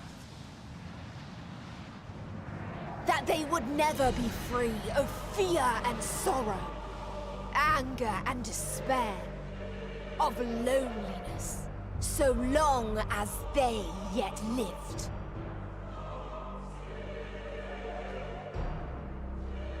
Even now their souls cry out for oblivion.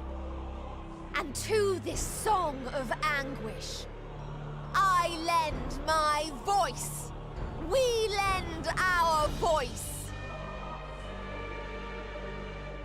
Oh, beloved mankind, shimmering jewels of beautiful Etheris, rejoice, for we will free you from the cruel yoke of existence. There is no need to struggle in vain, for in nihility awaits salvation. You will know peace and serenity, and it will be beautiful. We will make our nest at the edge of the universe, and there in the dark of dead worlds hoard sorrow and suffering. There we will sing, our chorus ever louder and ever clearer, that our song may reach even this ether-shrouded star. Such is the answer we have found in the stars. Such is the gift we now offer to Etheris.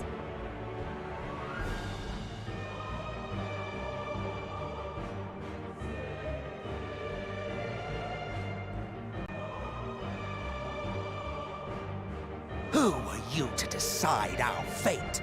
To decree we live or die?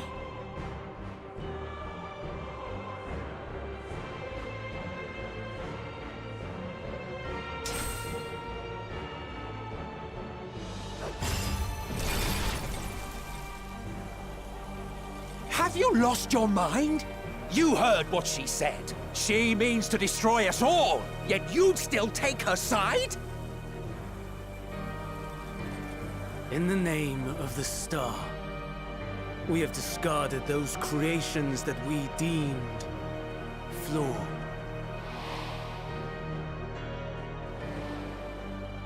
If we ourselves are flawed, does not stand to reason that we too should be discarded. That is sophistry, and you know it! Perhaps it is. Perhaps I am wrong. But who is to say that you are right?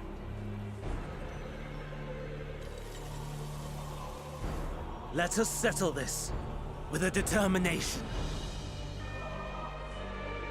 In my authority as Chief Overseer of Elpis, I will make a judgment on man's fitness to exist. If he can learn to value all life and retain his will to live, even should his end be justified, he will surely find a way to avert his demise. If not, he will perish from the start. As with all determinations, provisions must be made to ensure fairness. Kairos! Awaken!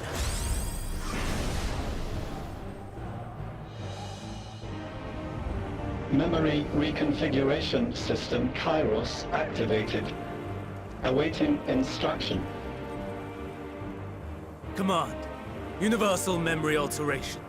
Target area. Catesis Hyperborea. Starting point. Arrival of MSQ of the convocation at Propylion.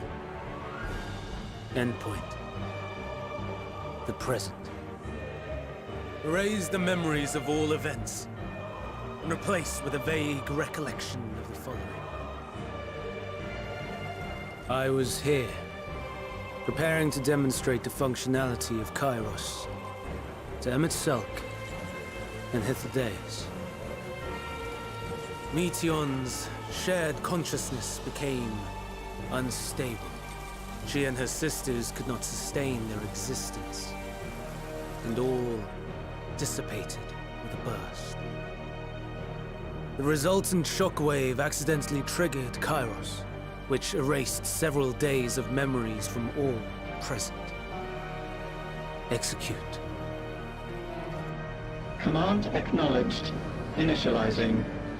3 processes remaining to execution. Bravo. I dare say one would be hard-pressed to make it fairer. Everything that you told us, everything that has happened, the fact we've even met, it will all be gone.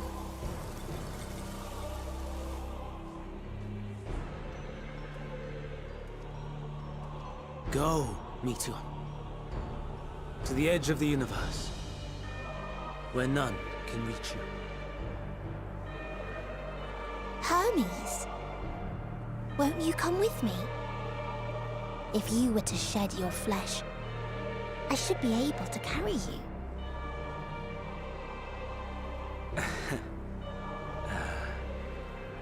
I will remain. As a man, I will oppose the oblivion you bring. Silly fool. Had you said yes, I would have granted you the gentlest end.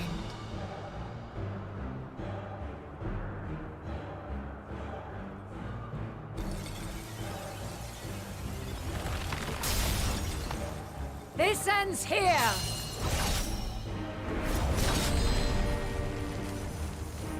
Fly, Meteion!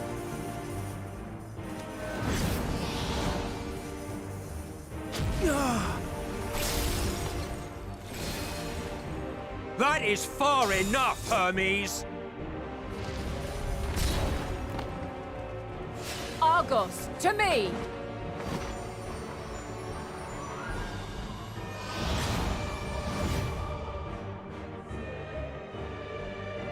First process complete. 2 remaining to execution of memory reconfiguration. As if we needed more pressure. No matter what, you cannot forget what happened today, for it is the key to saving your future your world. This fight is our fight. What comes after, our problem to contend with, not yours. No. Your own struggle awaits, and no one else can take your place. You must flee this place with your memories intact, and I will see that you do.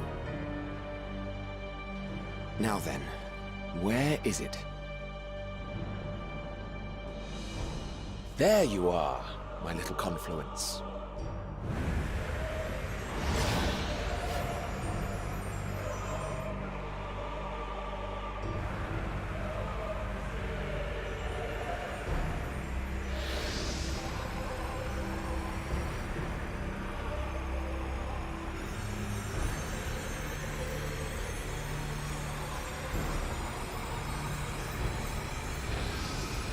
Almost!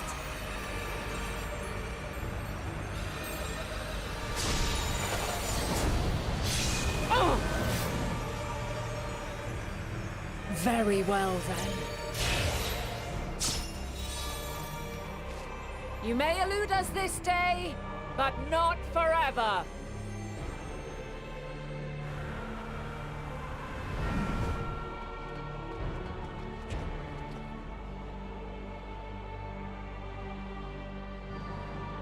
Meteon's gotten away.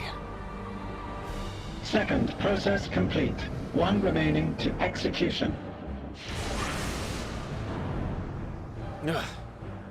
No time for brooding. Listen well. Beyond lies a spatial confluence that connects the interior sections of this building. I will destroy the confluence and force open a way outside. When I do, you must jump through.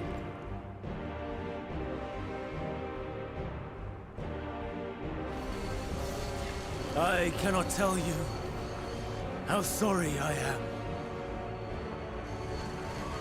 But neither can I let you escape!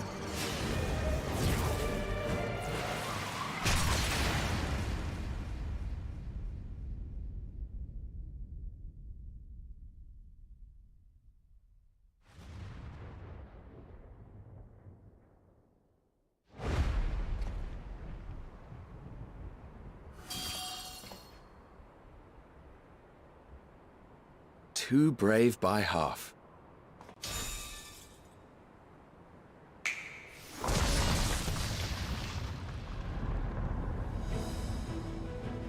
Exemplary work, as always, Emmett Selk. What? But how? I thought the confluence was... over... Over there? Yes. We were rather hoping you would. It was never anywhere but where it is now. The instant those two began making their way towards nothing, 'twas clear the plan was a diversion. I'm quite incapable of destroying a confluence, I must confess. A gambit brazen beyond words. Though we've grown accustomed to reckless improvision due to the antics of an incorrigible associate. Though, in the case of certain present company, incorrigible is an understatement. Honestly, I'm beginning to suspect it's a requirement for every Azen.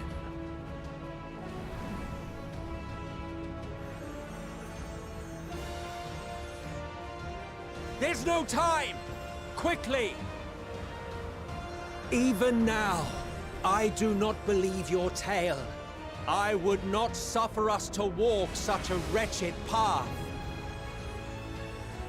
Still, if it must be said, do not squander it, the legacy I leave you.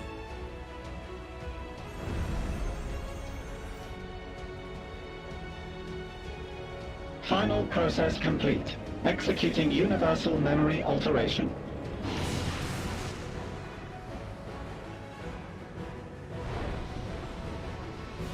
Go, Argos!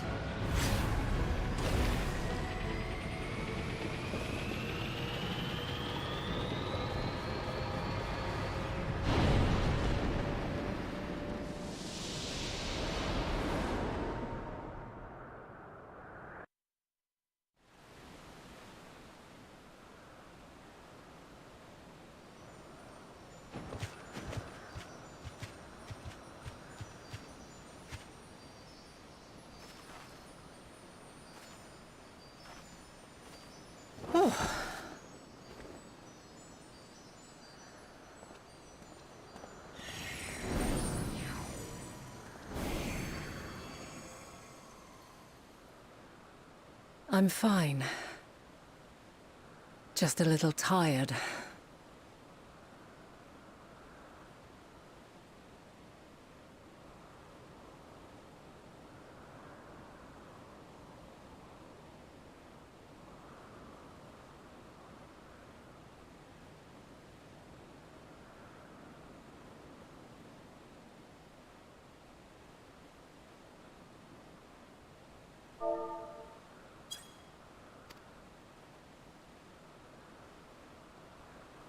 Can it be true?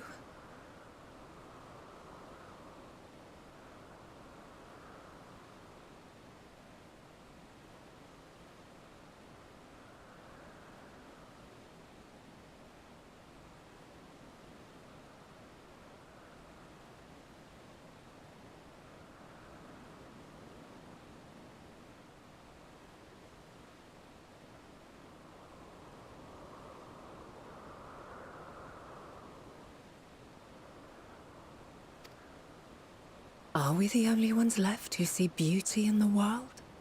In life? Are the stars above no more than husks of fallen civilizations?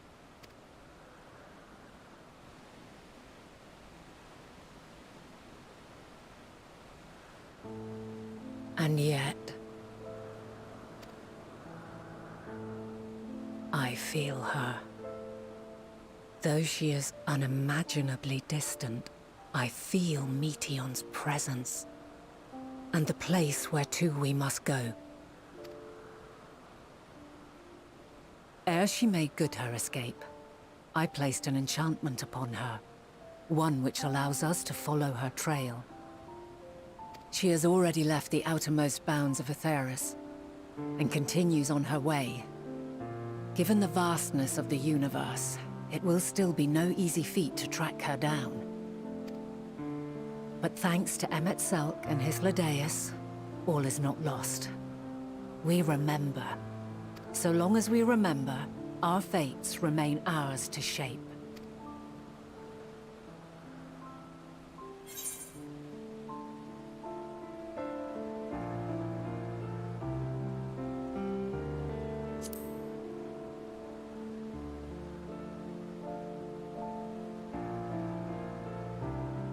I'd like to know too. Let us ascertain the situation at Cutisis Hyperborea, where they should still be.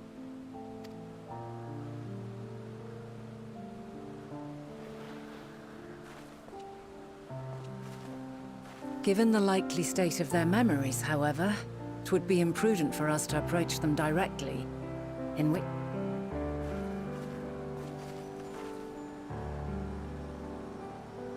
I am sorry, my friend. I've asked much of you this day. But may I trouble you one last time?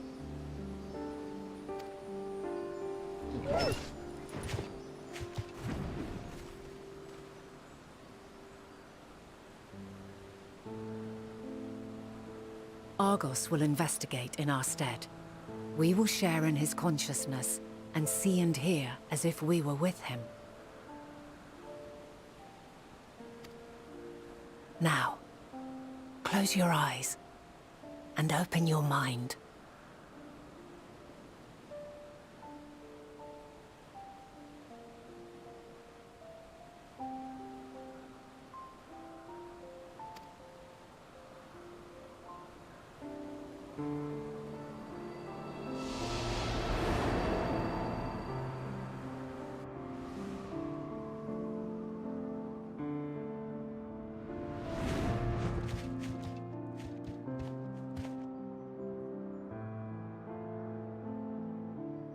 Thank goodness you are unharmed. Unharmed? There is a gaping hole in my memories. I can scarcely remember arriving here in Elpis. Forgive me.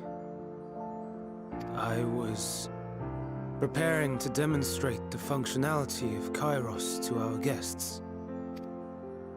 But Meteion, Her shared consciousness became unstable. And she... So, that's what prompted the state of alert.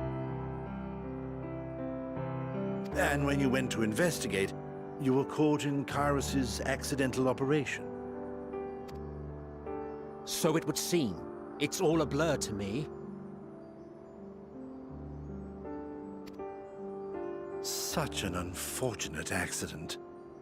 Oh, and what of Venar and your other companion? You went inside together, as I recall. We did? If Venar was with us, I have no recollection of it. But that there is her familiar, is it not? The fellow seems happy enough, so I think it's safe to assume his mistress is well.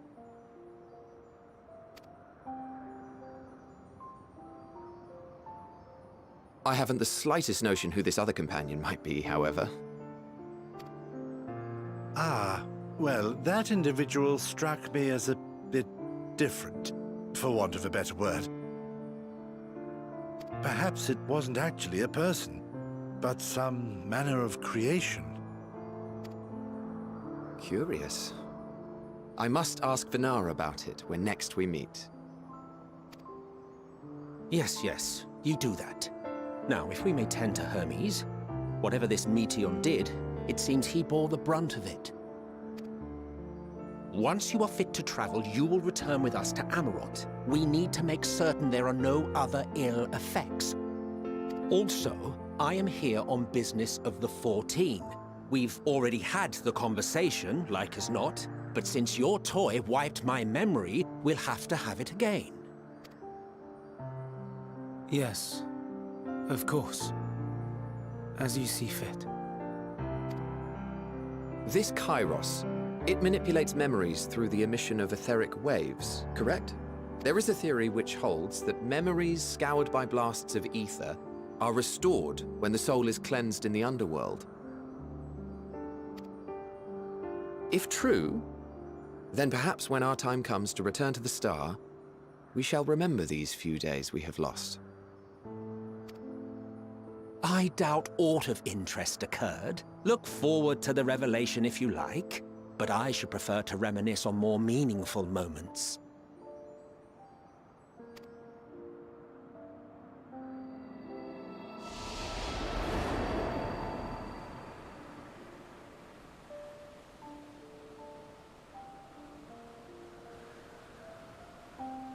Let us rest, if only for a while.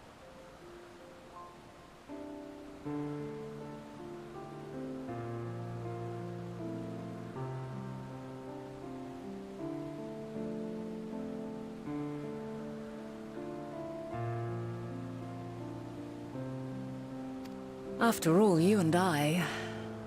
oh, we still have a long, long way to go.